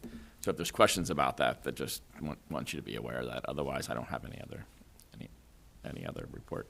Madam President, Yes, Ms. Dukestein. Mr. Dieters, are we required to do that piece of legislation? Yes, we are required. Okay, thank you. I don't see the finance manager here, so we can move on to our call of members. Ms. Zorb? Hi, thank you, Madam President. I had the extreme pleasure of attending the neighborhood association meeting on the 14th, and there were way more people attending that than I ever anticipated. So thank you for everyone who came out. It was a good time. We had some breakout sessions and a lot of good information to be had. So we're looking forward to the next one. Maybe Mr. Davis has some additional information about the next ones because he's on the motion board. So I just want to say thank you, everyone that came out. Thank you. Thank you. Ms. Gaston? All righty. I too attended the Neighborhood Alliance. It was awesome. A lot of diverse people, different ages, different backgrounds. So I thought that was really unique to hear from people that I don't typically see day to day, right? This weekend, there were a lot of really exciting events that happened. We had some events where people were able to access free food, but myself and Ms. Zorb and Ms. Alexander, we had a really unique and fun opportunity to watch Double Dutch. And so there were about 100 kids who came and they competed, and that was really cool. So I wanted to thank North College Hill Athletics for allowing the Cincinnati Rope Twisters to host their Double Dutch state competition right here in our neighborhood. CRT, they practice at the elementary school. And I believe that if you're interested in joining boys or girls, you can sign up in August. It's really cool. So I love seeing activities for the youth. It goes from kindergarten all the way through high school, and there's a little chatter about an adult Double Dutch League. Just saying. Now, I can't walk, so I ain't going to do it, but I thought that was really cool. I also had the pleasure of joining multiple council members and our mayor and city administrator for the ribbon cutting of College Station. And that was a really cool opportunity. A lot of people came. Some came with their, I don't even know, I wanted to call it a racket. I don't know what it's called. So, but the pickleball paddle, yes. And they were ready to play. So I'm really happy to see that too. And as we continue to talk about what we can offer to our residents, I think that College Station is another gem in our city that I'm going to check out. I'm going to learn how to play. Lastly, or two more things. As the chair of CCDR, I had a lot of fun going and participating. I'm going to butcher the name, the Realist group. Realtist? Yeah, Realtist, yeah.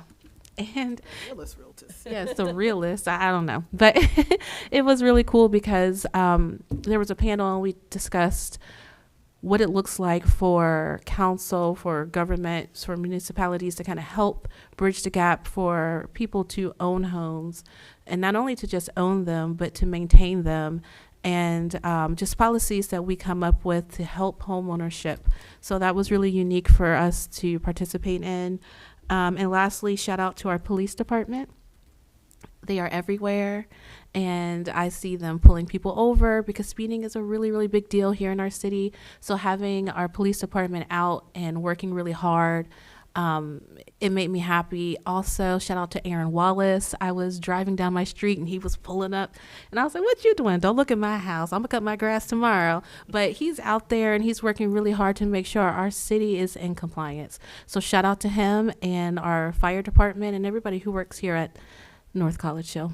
And that is all that I have. Thank you, Ms. Gaston. Mm-hmm. Ms. Alexander? First, I would like to give my condolences to the Beverly Gaston family. Thank you. They had a loss of a matriarch.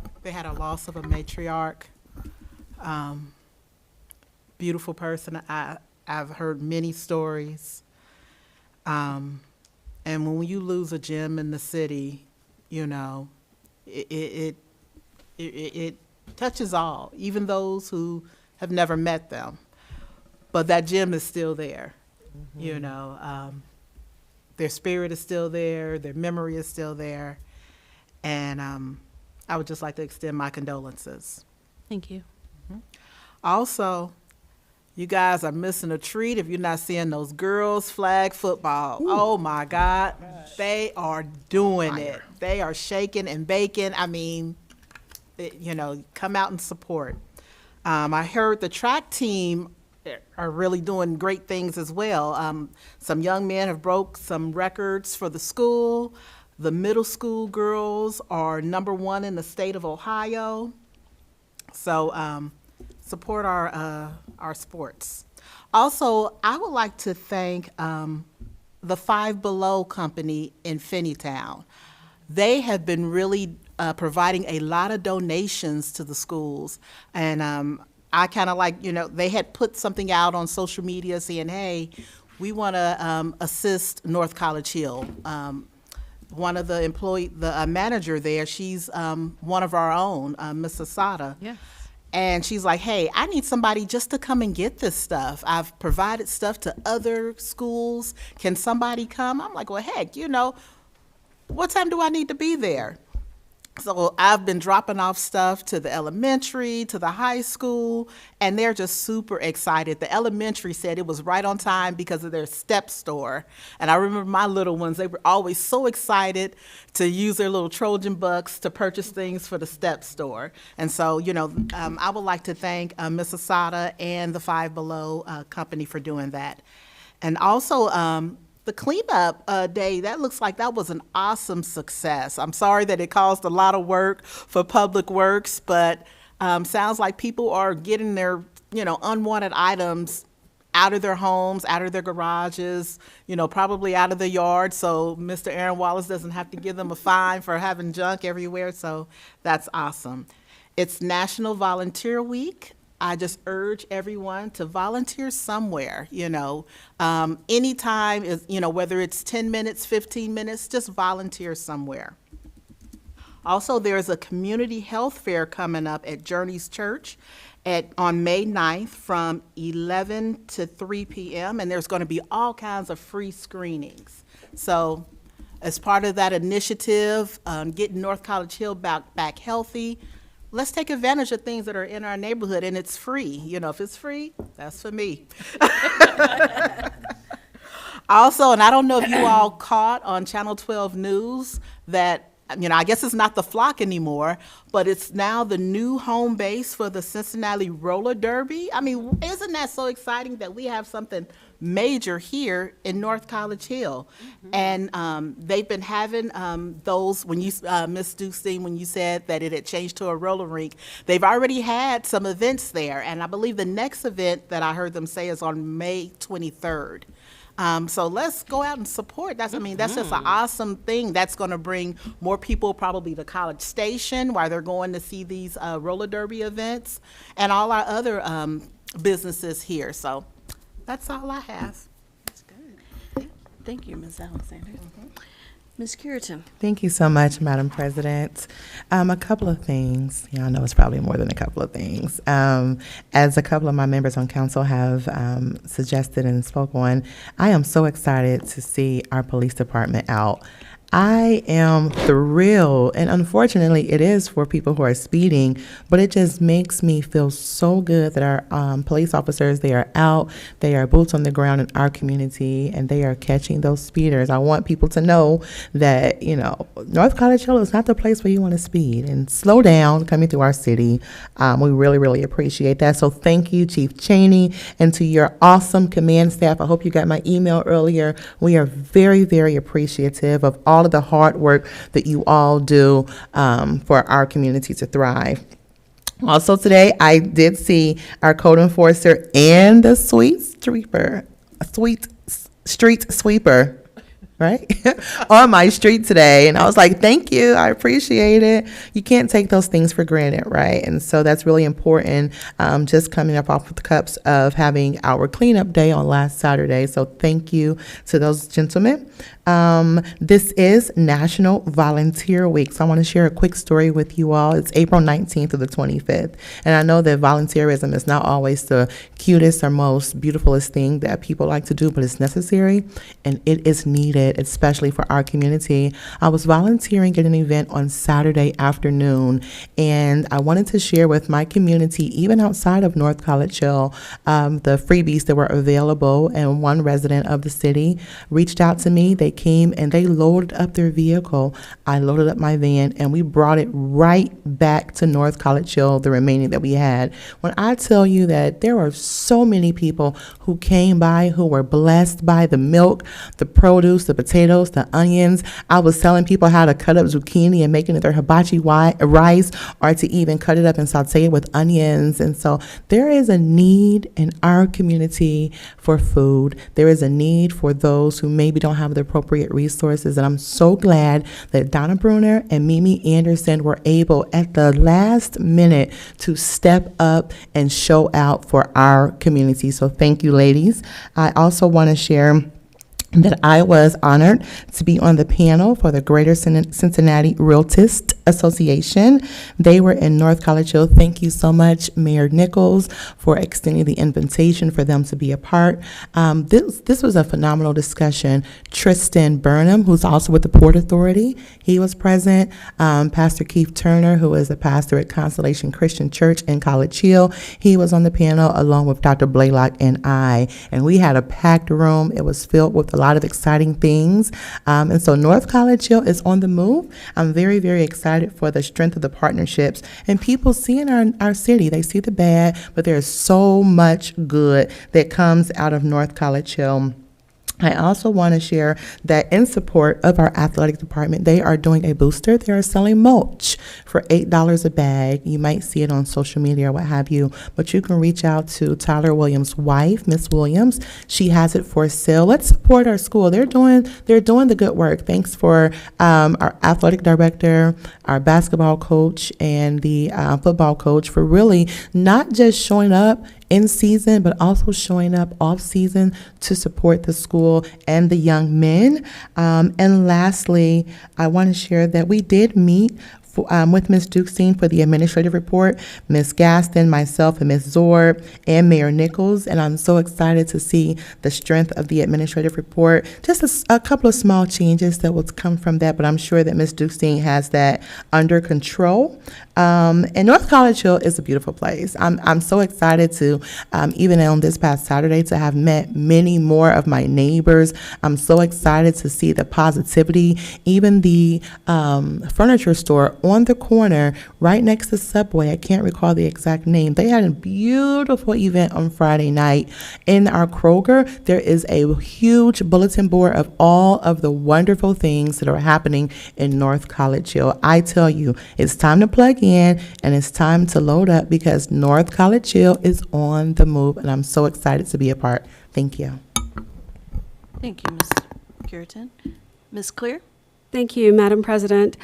It was a little bit of a shock to get back to reality after traveling for 2 weeks. Can't remember the last time I was on vacation that long, but it was worth every minute of it. So the one thing that I did want to say for CALA members is that I have stepped down as our REACH neighborhood navigator with Hamilton County Public Health with We Thrive. And I've been at this for over 2 years, almost 2.5 years. It's time to pass the baton. So doing a lot of good work in the community. Ms. Chichester remains the council-appointed liaison to We Thrive. That will not change unless she wants to step. No, I don't think so. But that being said, it is a position through Hamilton County Public Health, and there is an application process. So if anyone is interested in applying to be our neighborhood navigator here in North College Hill, I am happy to talk to you about what the position might entail. And if you want to reach me, I'm at a.clear@northcollegehill.org. I'm special. I have a dot in my email address. Or also on the We Thrive website, which is watchusthrive.org/North College Hill, I believe is the URL. There is a flyer in the lobby here in the Senior Center, but I know the application is on their social media page, which is We Thrive. Shocking. But it's there, and I don't know if we have it on the city pages. I haven't looked on any of our official socials or the website. But there is an application process. There is an interview process with Hamilton County, and that application is open until, I believe, April 24th. So there's still a few more days if anyone's interested in applying to serve as our neighborhood navigator.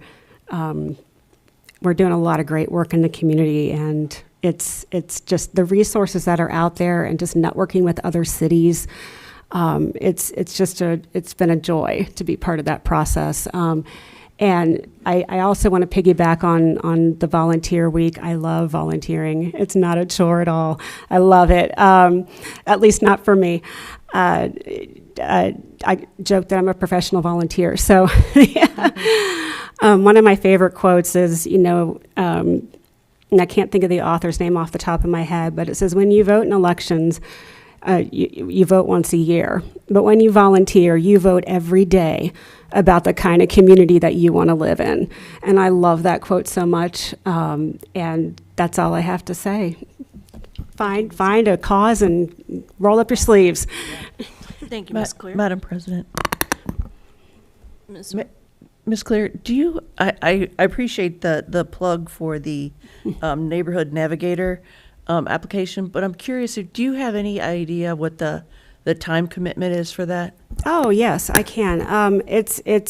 We meet once a month for 1 hour, and we are very strict about the 1 hour. That is the 2 o'clock time frame, once a month on a Friday. Because again, volunteers, I don't like keeping people longer than an hour. Those meetings are run by our population health specialists. They do the agendas. Mainly what your role in those meetings is to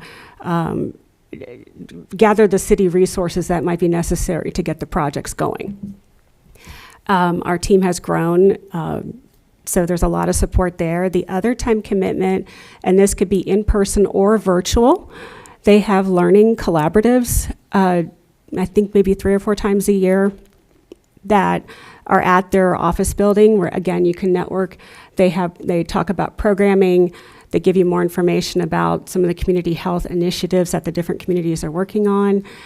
And those are about an hour and a half, few times a year.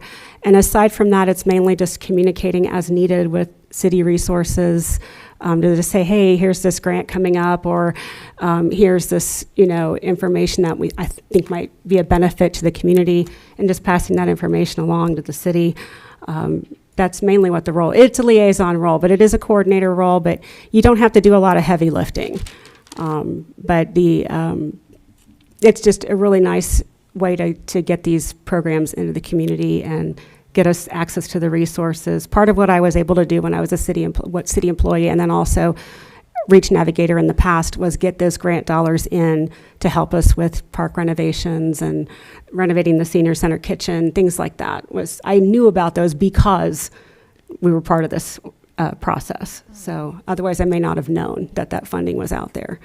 Thank you. Mr. Davis? Okay. I'm going to say not that much because I'm losing my voice rapidly. And also, anytime I don't remember where the phrase came from, it's usually a preacher. But I've heard that it's been said that you can judge the roots of a tree by the fruit that it bears. Mm-hmm. And this last weekend, I can say I was glad to see that the seeds that people like Donna Bruner and Mimi Anderson planted, they bore literal fruit. And I want to thank the efforts of the North College Hill Beautification Activities Commission. Once again, when Ms. Orr brought up the Neighborhood Alliance, like I said, the seeds are being planted. And like I said, I want to thank people like Chuck Hurt, Tracy Wright, Linda with an I, BG and TG. I want to thank y'all because y'all are planting the seeds that are going to lead to that are going to bear that fruit, and also literally, and also speaking to Brielle and Trevon. I also want to offer my condolences to your people, because once again, the fruit that you bring to the city, the fruit that Trevon brings in with his help with the Neighborhood Alliance. Like I said, that's a comment on the roots of where you came from. And so trust and believe, her work was not in vain. Her work was not in vain, and you see her efforts from day to day. So thank y'all. We'll keep going, and I'm going to shut up because I know this sounds terrible. Take care. Thank you, Mr. Davis. Ms. Chichester? All right, thank you, Mr. Davis. Also, I will stay with the tree thing and announce that the tree board on Friday, April 24th from 5 to 7 will be having an Arbor Day event. Come out, meet the tree board. We have a coloring contest for the young ones. We'll be planting seeds and learn about trees in our neighborhood. I don't know much about the trees, but I'm learning a lot. And after this event, we'll be doing some planting in Veterans Park as well. So come on out Friday night, 5 to 7, come hang out with us and plant some seeds. Also, as far as College Station's opening day, if anybody is spreading the rumor out there that I lost badly in pickleball, I'm warming up. I didn't lose. So I just wanted to put that out there. That rumor is a vicious lie. I'm still warming up. So I learned how to play pickleball this weekend as well. It was a fun time. Also, I wanted to speak to the community to say, attended a funeral this Saturday of a young man who was suffering in silence. I just wanted to say out there to everyone, you do not have to suffer in silence. If you have any thoughts of self-harm or need someone to talk to, 988 is a community number. You can call it 24/7. Someone will be there to help you and assist you with whatever you may need. Just call, reach out. Please reach out to someone and speak to someone about that. And that's all I have. Come out this Friday. Thank you. Thank you, Ms. Chichester. Well, I would ask if there's further remarks from the audience, but there is no audience. Wait a minute. There's one. Miss Albert said. Oh, I'm sorry. The podium is The blocked. podium has completely blocked you. Would you like to make a further comment? Okay, I just thought I should reach out. Okay, we are now to the legislation part of the evening. Ms. Clear, you want to run through it? All right, we have a third reading of Resolution 04-2026, a resolution to authorize the city administrator to execute a collective bargaining agreement between the City of North College Hill and the Fraternal Order of Police, Ohio Label Council, Incorporated. Madam President, Ms. Chichester? I make a motion to adopt the resolution 04-2026. Madam President, Ms. Zorb? I'll second. Okay, I have a motion on the floor from Ms. Chichester and a second from Ms. Zorb to adopt Resolution 4-2026 for the FOP bargaining agreement. Any discussion? Roll call? Ms. Zorb? Yes. Ms. Gaston? Yes. Ms. Alexander? Yes. Ms. Curitan? Yes. Ms. Clear? Yes. Mr. Davis? Yes. Ms. Chichester? Yes. Motion passed 7-0.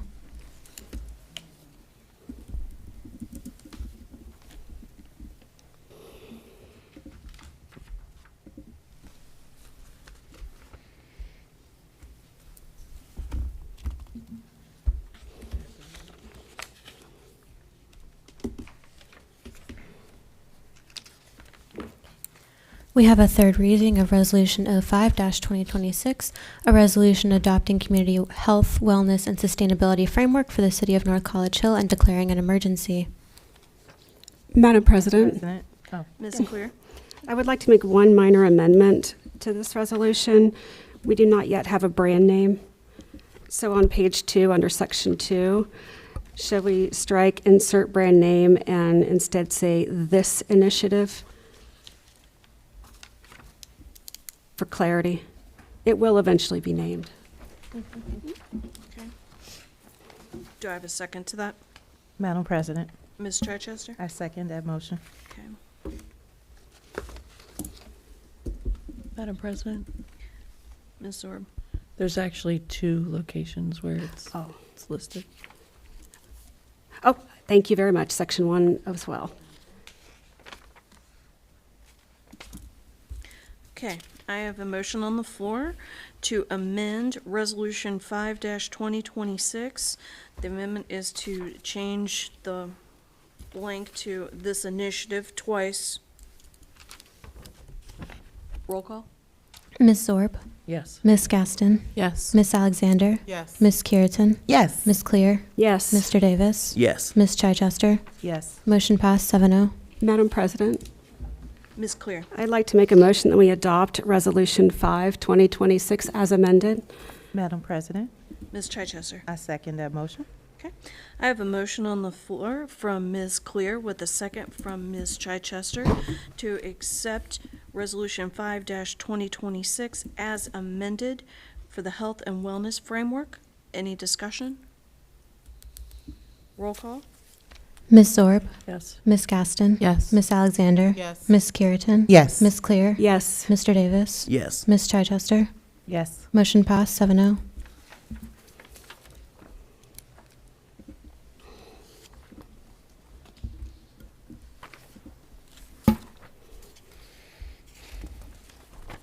We have the third reading of Resolution 6-2026, a resolution to adopt and allocate funds for an outdoor fitness court as a part of the 2026 National Fitness Campaign.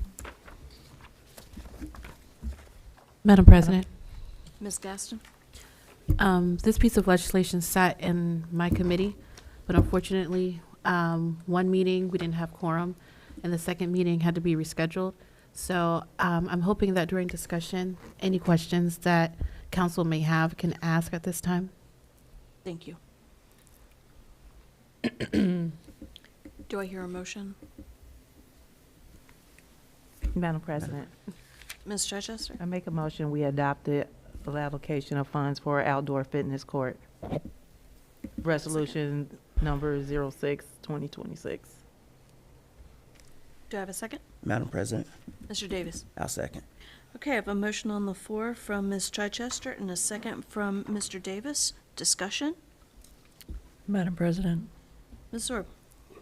So as I read over this, in section 1, and I'm sorry we have to go through this way, but in section 1, it talks about, it states the North College Hill City Council hereby adopts and approves the allocation of funds for outdoor fitness court as part of the 2026 National Fitness Campaign. But it is my opinion that just that particular verbiage does not necessarily, first of all, it doesn't have an amount in it, and it's not an appropriation, and there is not a line item in the budget that it's specifying. So I'm curious if there would be supporting legislation that goes with this, or if we're adding details, because that, to me, that is not enough information. Thank you, Ms. Zorb. Ms. Dukestein, do you want to field that? Actually, if I would prefer, no offense, please, but I'd prefer that Mr. Dieters actually Okay. chimed in on that.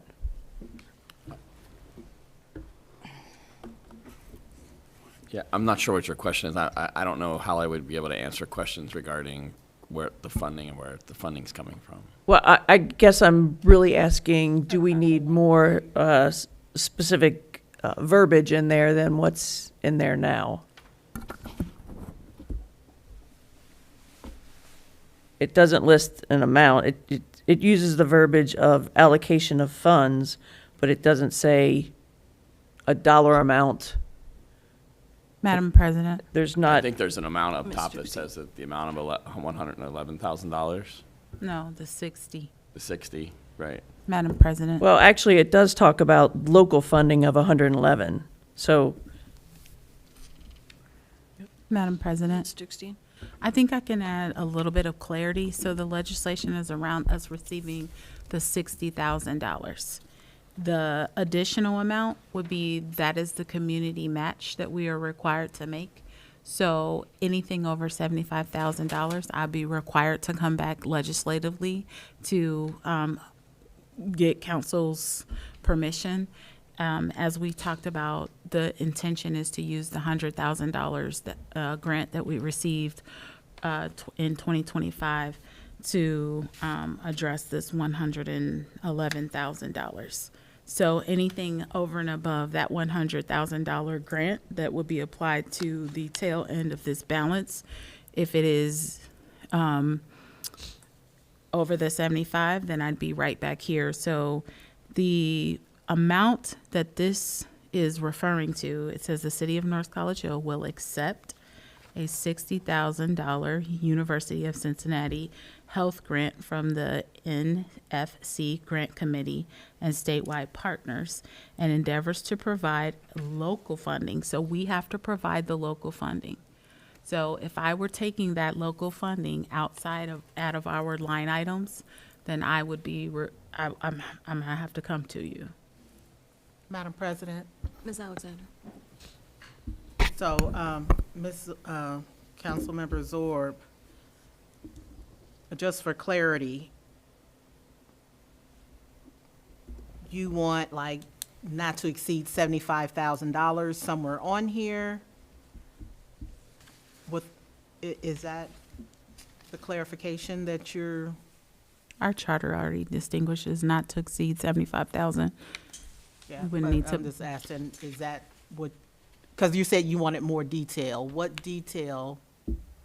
Well, and thank you for asking that. I guess I see the whereases differently than I see the sections. So the whereas is where it's saying that we accept the 60,000, but it also talks about the local funding. And section 1 is, to me, the meat and potatoes.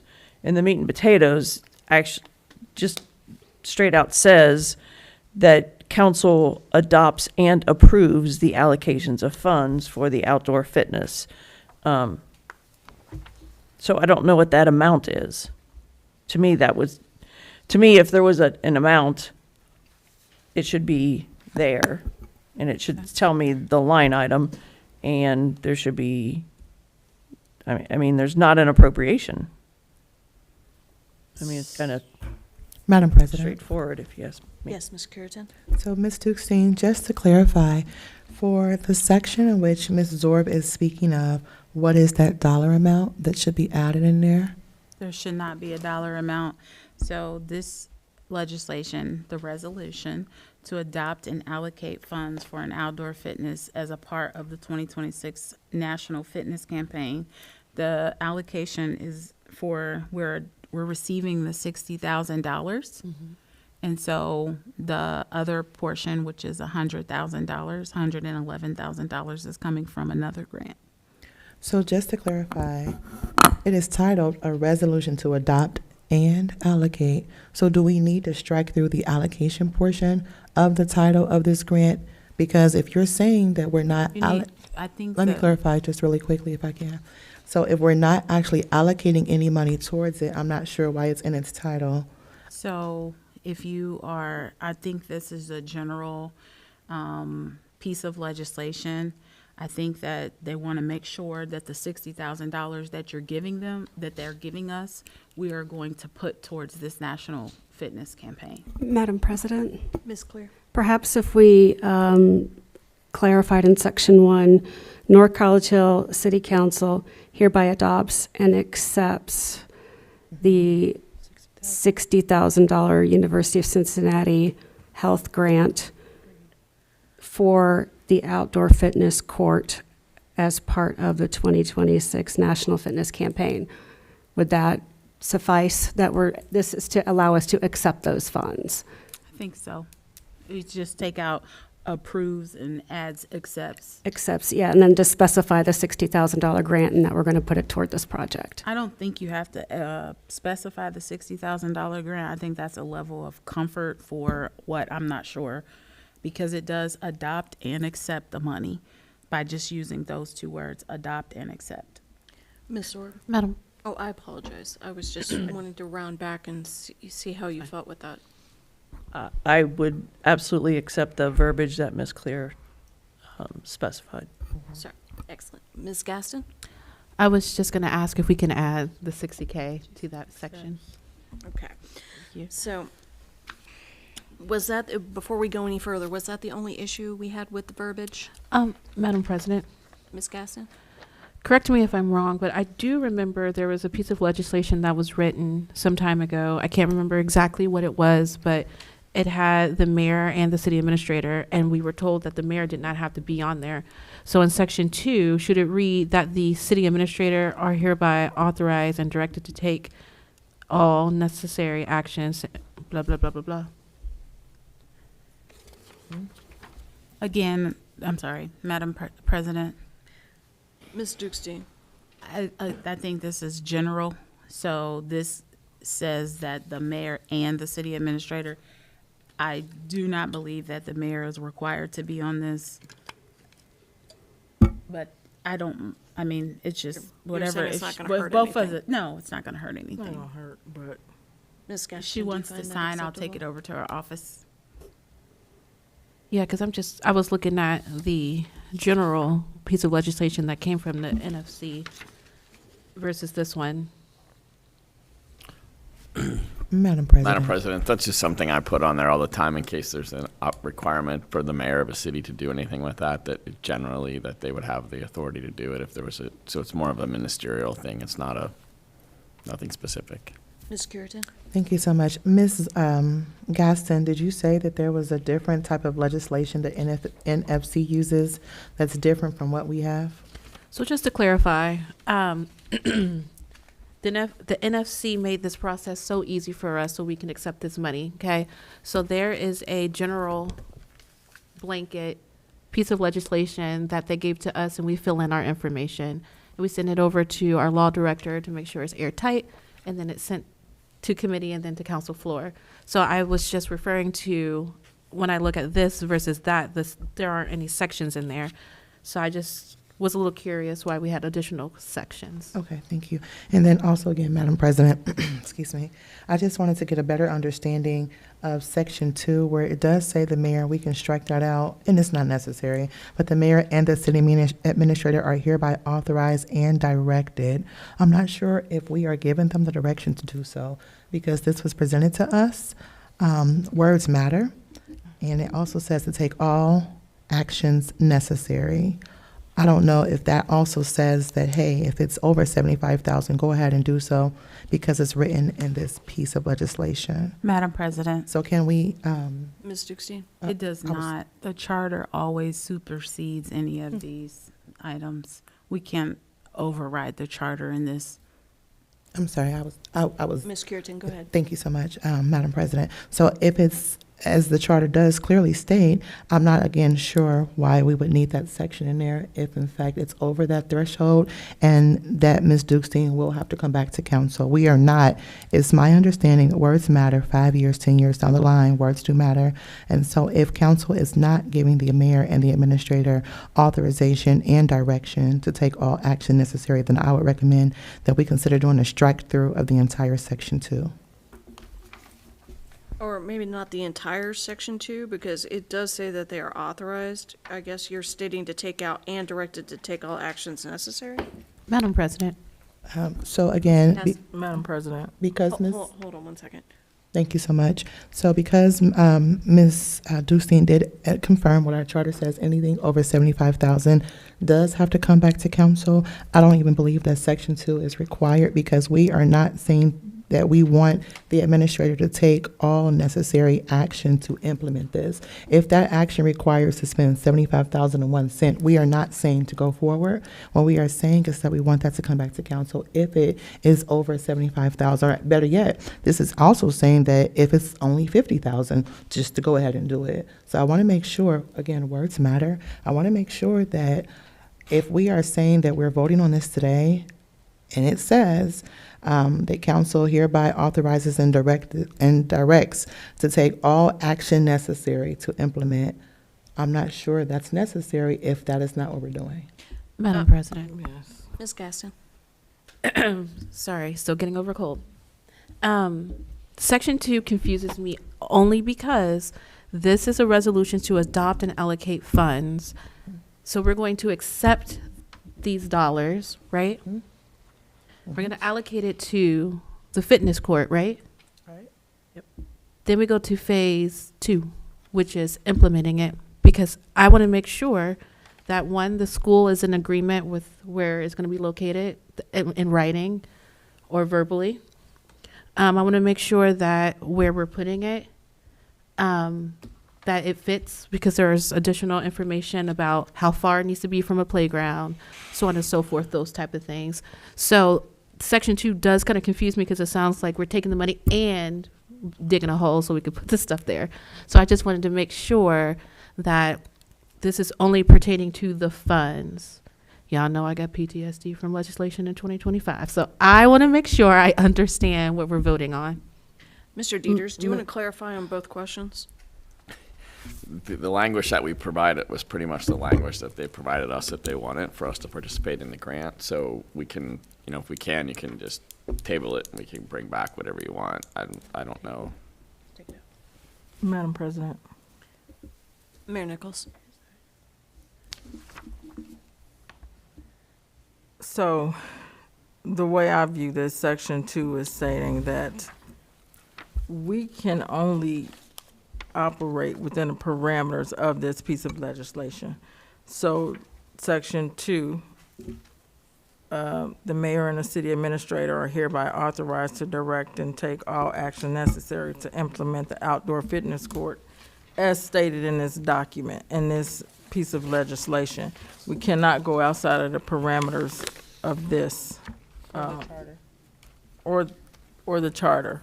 So, I'm not sure. I understand why we want to add different things, but this legislation is this legislation. We have to abide by every whereas. And the sections are just saying, whereas Section 1, whereas Section 2.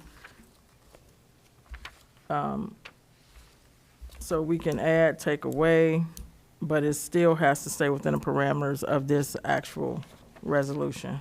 So maybe it might be better, can I just put this out there, of saying that the mayor and the city administrator are hereby authorized and directed to take all actions necessary within the confines of the charter and this document to implement the outdoor fitness court. Madam President, I kind of Security. understand what you're saying. However, Mr. Dieters, can you answer just a quick question for us? If in fact we were to strike out the entire Section 2, will that prohibit the city from moving forward with the adoption of the 60,000? No. Thank you so much, sir. So again, I do stand by that. If it's not going to stop us from moving forward, our charter speaks to the threshold. I do believe that Section 2 doesn't serve a purpose of being a part of this legislation. Does everybody Madam agree with President. that? Sorry, Ms. No, Chichester. I disagree. Mr. Dieter stated that we need to stay within the parameters of this resolution, right? So if it's about wording and words matter, how about, I agree with what you're saying, Ms. W. The mayor and, how about that the mayor and the city administrator are hereby authorized to implement that outdoor fitness court? I mean, Madam President, Ms. Dukestein. I think it's fine. Honestly, we don't have to do this legislation. This was a courtesy to council because I was trying to get their buy-in in the project. It's fine. If they want to cross it out, let's cross it out. Okay, well, what I'm gonna do right here, I'm sorry, Ms. Clear. Did you have a? Madam President, I Madam had President. a question as well. My question was, does it, I know we were talking about the 60,000, but what about the 111,000? Does it need to be in there for that requirement or anything of that? Or Striking out Section 2 is fine. okay. I didn't think accepting grant money was going to create so much discussion, but I yield. Go ahead. Madam President. Ms. Clear. I remembered this from earlier conversations.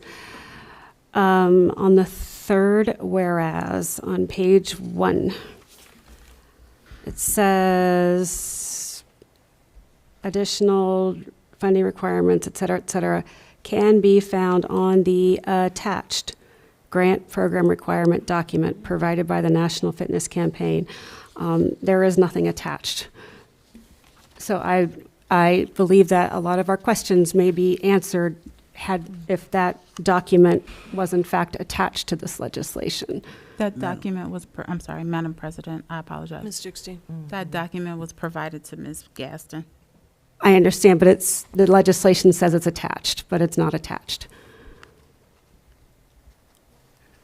Madam President. Okay, one second. Okay. Do you, Ms. Gaston, would you like to go first and maybe address that part?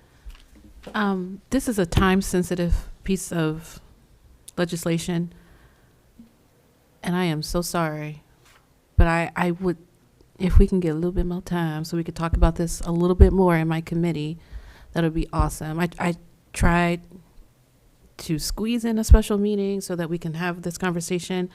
I do agree with Mrs. Clear that we don't have the additional attachment. I may know, Ms. Alexander may know, but all council is not aware of that. So I do want to Or respectfully. the public, yeah. Or the public. Yeah. The most Madam important part. President. So.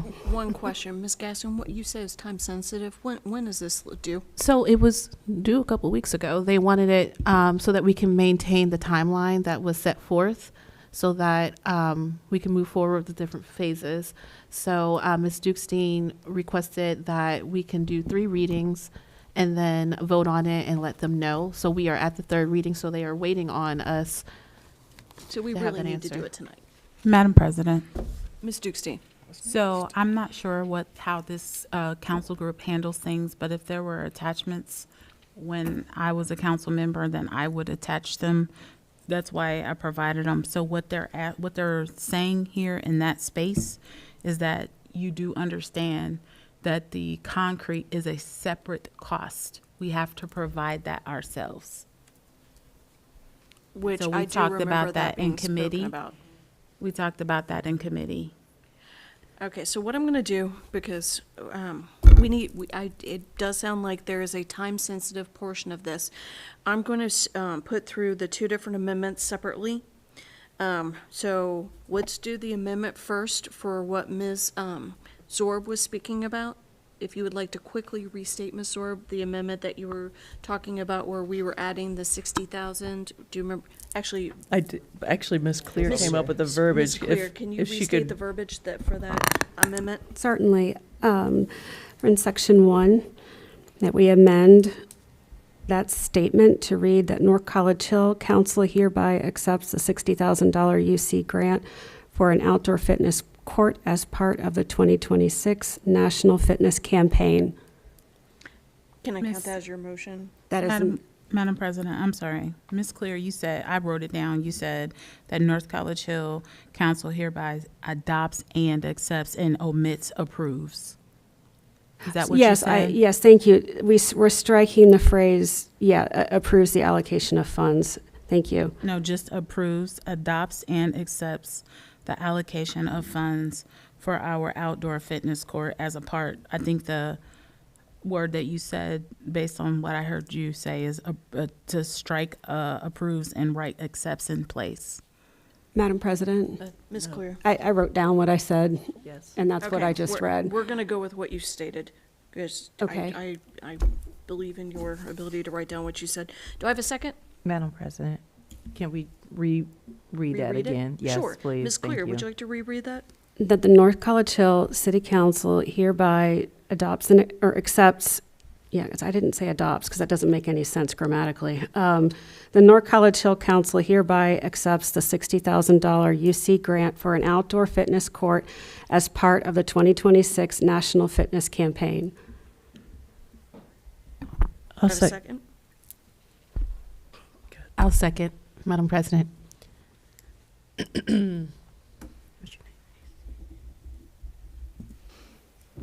Okay, I have a motion from Ms. Clear and a second from Ms. Gaston to amend Resolution 6-2026 as previously stated by Ms. Clear. Roll call. Ms. Zorb? Yes. Ms. Gaston? Yes. Ms. Alexander? Yes. Ms. Curitin? Yes. Ms. Clear? Yes. Mr. Davis? Ms. Chichester? No. Motion passed 6-1. Okay, Ms. Curitin, would you like to make a motion in regards to the second amendment? Thank you so much, Madam President. In understanding from our law director, confirming that Section 2 is not necessary to move forward with this piece of legislation, I recommend that we strike the entire Section 2. Madam President, Ms. Gaston? I'd like to second. I have a motion on the floor from Ms. Curitin and a second from Ms. Gaston to strike Section 2 from Resolution 6-2026. Roll call. Ms. Zorb? Yes. Ms. Gaston? Yes. Ms. Alexander? Yes. Ms. Curitin? Yes. Ms. Clear? Yes. Mr. Davis? No. Ms. Chichester? No. Motion passed 5-0. 5-2. Oh, 5-2, my bad. Okay. Now everything's been amended. Do I hear another motion? Madam President, Sorry, Mayor probably Nichols. need a motion to change section 3 to 2. Madam President, Fair point. Ms. Gaston. You can, you don't need a don't motion need for to. that, just, Okay, do it. yeah. we're good with that. It's Ms. missed, yeah. Gaston. our law director said we don't need to do it, so never mind. Okay, so it has been fully amended. Do I hear any other motions? Madam President, I have a Madam question. Yes. I'm not sure what the procedural motion would be if the council desires to have further discussion about this prior to an official vote. Well, okay, Is so. it a procedural motion to refer to committee, or how does that work? So usually the discussion is after there's a first and a second to adopt. Okay. And what I'm looking for is, we've amended it. Now we're trying to accept it as amended or adopt it as amended. So it would have a first and a second, then we would have discussion. Madam President, Ms. Gaston, I would like to make a motion that we accept this piece of legislation as amended. do I have a second? Madam President, Ms. Alexander? I'd like to second. Okay, I have a motion on the floor from Ms. Gaston and a second from Ms. Alexander to adopt as amended Resolution 6-2026. Discussion? Madam President, Ms. Clear? given the questions that remain concerning the requirements for the grant program document that we have not seen, I propose that we, when is our next? Well, April 27th. trying to figure out how to word this properly so that we're not dragging this out forever. That we refer this legislation to City Community Development and Recreation pending receipt of the grant program requirement document and discussion in her committee. It's a long motion, but I'm referring this to committee. So Madam- here's my hesitation. One second. This was already in City Community Development. Ms. Sorb, sorry. I was going to second the motion, but Yeah. I almost think I almost feel like Mr. Dieters needs to chime in and ask us if we can just, like, table it or refer the vote to the next council meeting. How does that part happen? Is this is the first reading of this right now? This is the third. You could table it. Madam President, And then, I'm sorry, Madam President. Go ahead. So then, at the next council meeting, we would Vote to untable. untable, like, is that the proper verbiage? Yeah. Untable and then, Bring it back. You'd bring Bring it forward, thank you. and then you could have a vote on it. But you'd have to have a motion and a vote to table it. Gotcha, thank you. Madam President. Ms. Duxey. So I'm trying to understand, Ms. Clear, what you're referring to is needed, because I think all the documents were provided to Ms. Gaston. Madam President, Ms. Clear. as I've stated, I have not seen this document, and I don't know what it entails. And I have strong hesitations about voting for a piece of legislation that refers to a document I have not seen. Madam President. Ms. Duxey. So, Ms. Clear, I think that was the goal of the conversation, to just talk about the concrete pad, and I'm not trying to change the heart of one person. However, I will say that this was rolled out and communicated long before now. We know that we are on the hook for creating or putting out a concrete pad. And this document here is just to receive the money. So my concern would be that the grant, they don't have to give us the grant dollars. And so if you decide and we're in the process, I mean, I don't know how the right way to elaborate on that, because the dollars are out there. This is us receiving the money for the city. I've been pretty transparent about the process. Not pretty, I have been completely transparent about the process every step of the way, with the exception of what it took to apply for the grant. I have been transparent and kept council in the loop, even in some other conversations. And so, and if there are any further things that prohibit us from moving forward that look upstanding for the community, that's not something that the city wants. So we can always send the money back. Madam President. Ms. Curitan? Thank you so much. And so our law director is here to give us wise counsel, and I believe he has done so this evening. Per his recommendation, he has suggested a layout of how we can table this tonight, discuss it further in committee, and then untable it at our next council meeting. And so I'm not sure if I would need to make a motion in order to move so with that recommendation. Madam President. I believe I was. One second, Ms. Clear. I am struggling with the sentiment that's being expressed that because I, as a decision maker here, would like to review a document, that I therefore am suggesting that we're returning the money. That does not follow.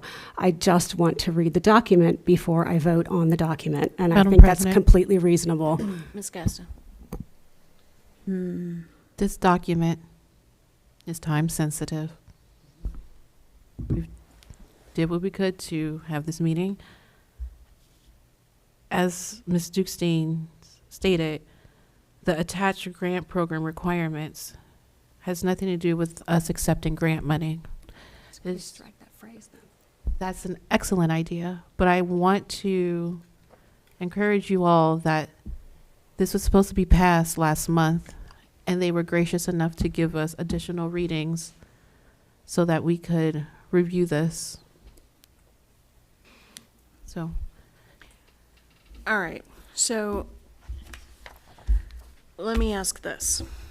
Madam President, I just want to say, and Ms. Claire, I apologize if you feel like I was saying you had to send it back.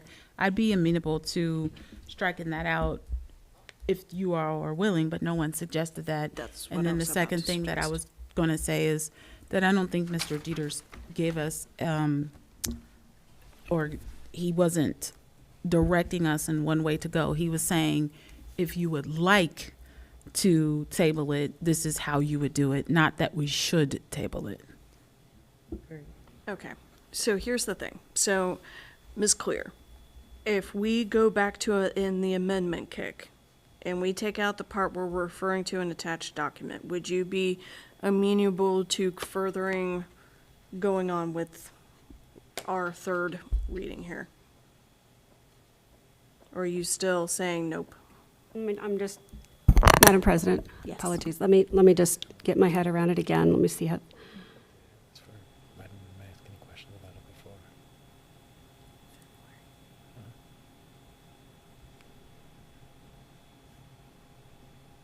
I would be amenable to it striking that sentence. Okay, so Ms. Gaston, I apologize, and Ms. Alexander, would you retract your motion to accept as amended? Yes. Madam I, President. Marshall Alexander, retract my second. Thank you, thank you for the formality of that retraction.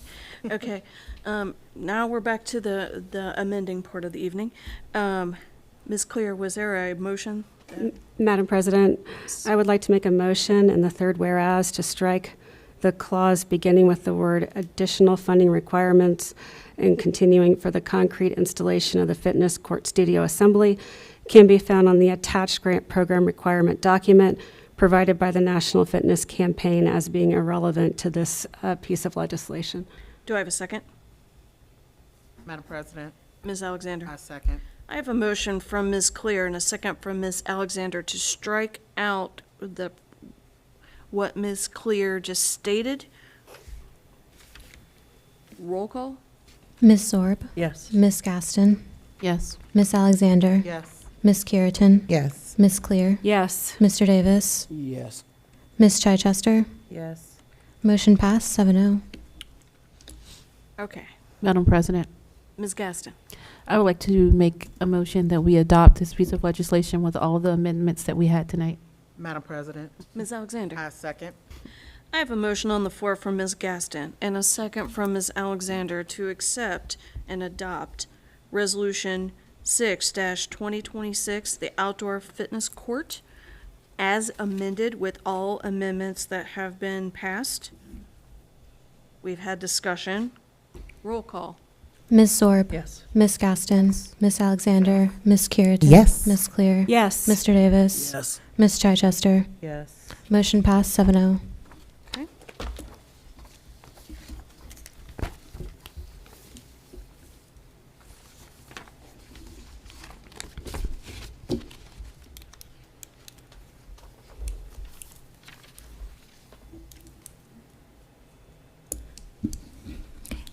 We have second reading of Resolution 07-2026, a resolution authorizing participation in the ODOT road salt contracts awarded in the 2026 and declaring an emergency. Madam President, I apologize, Ms. Gaston. this is a question for our city administrator. Yes, please. this- Yes. Is this time Yes, sensitive? please. I That was- forgot to catch, didn't catch it last time. I mean, Ms. Zorb talked about it in the committee. This is one of those things that she's keenly aware of. We do this every year, super routine. I actually don't know the deadline, but I don't want to miss it. the It's on here. It's opportunity for April us to- 17th. It's on here. April 17th. April 17th. Well, Oh, so I it didn't says. Okay. So definitely time sensitive. Do you have Madam your motion? President, Ms. Gaston? I would like to make a motion that we suspend second and third reading.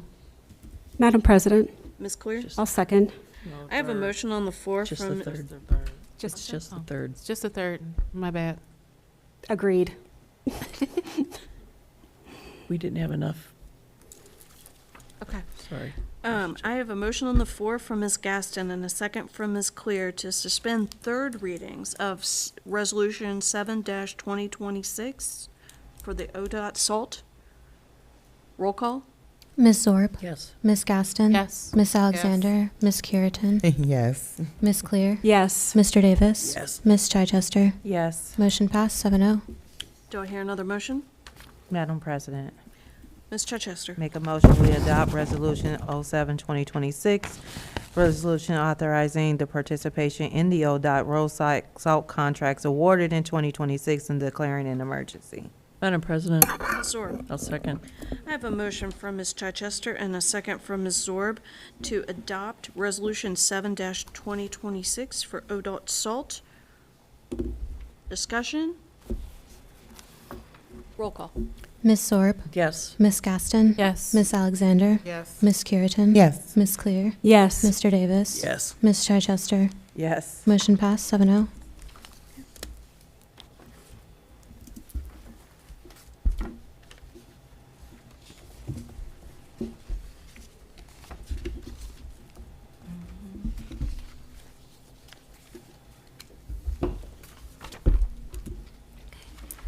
We have a first reading of Ordinance 03-2026, an ordinance prohibiting the use or holding of an electronic wireless communications device while operating a motor vehicle within the city of North College Hill, Ohio, and establishing penalties. Okay, do I hear any old business?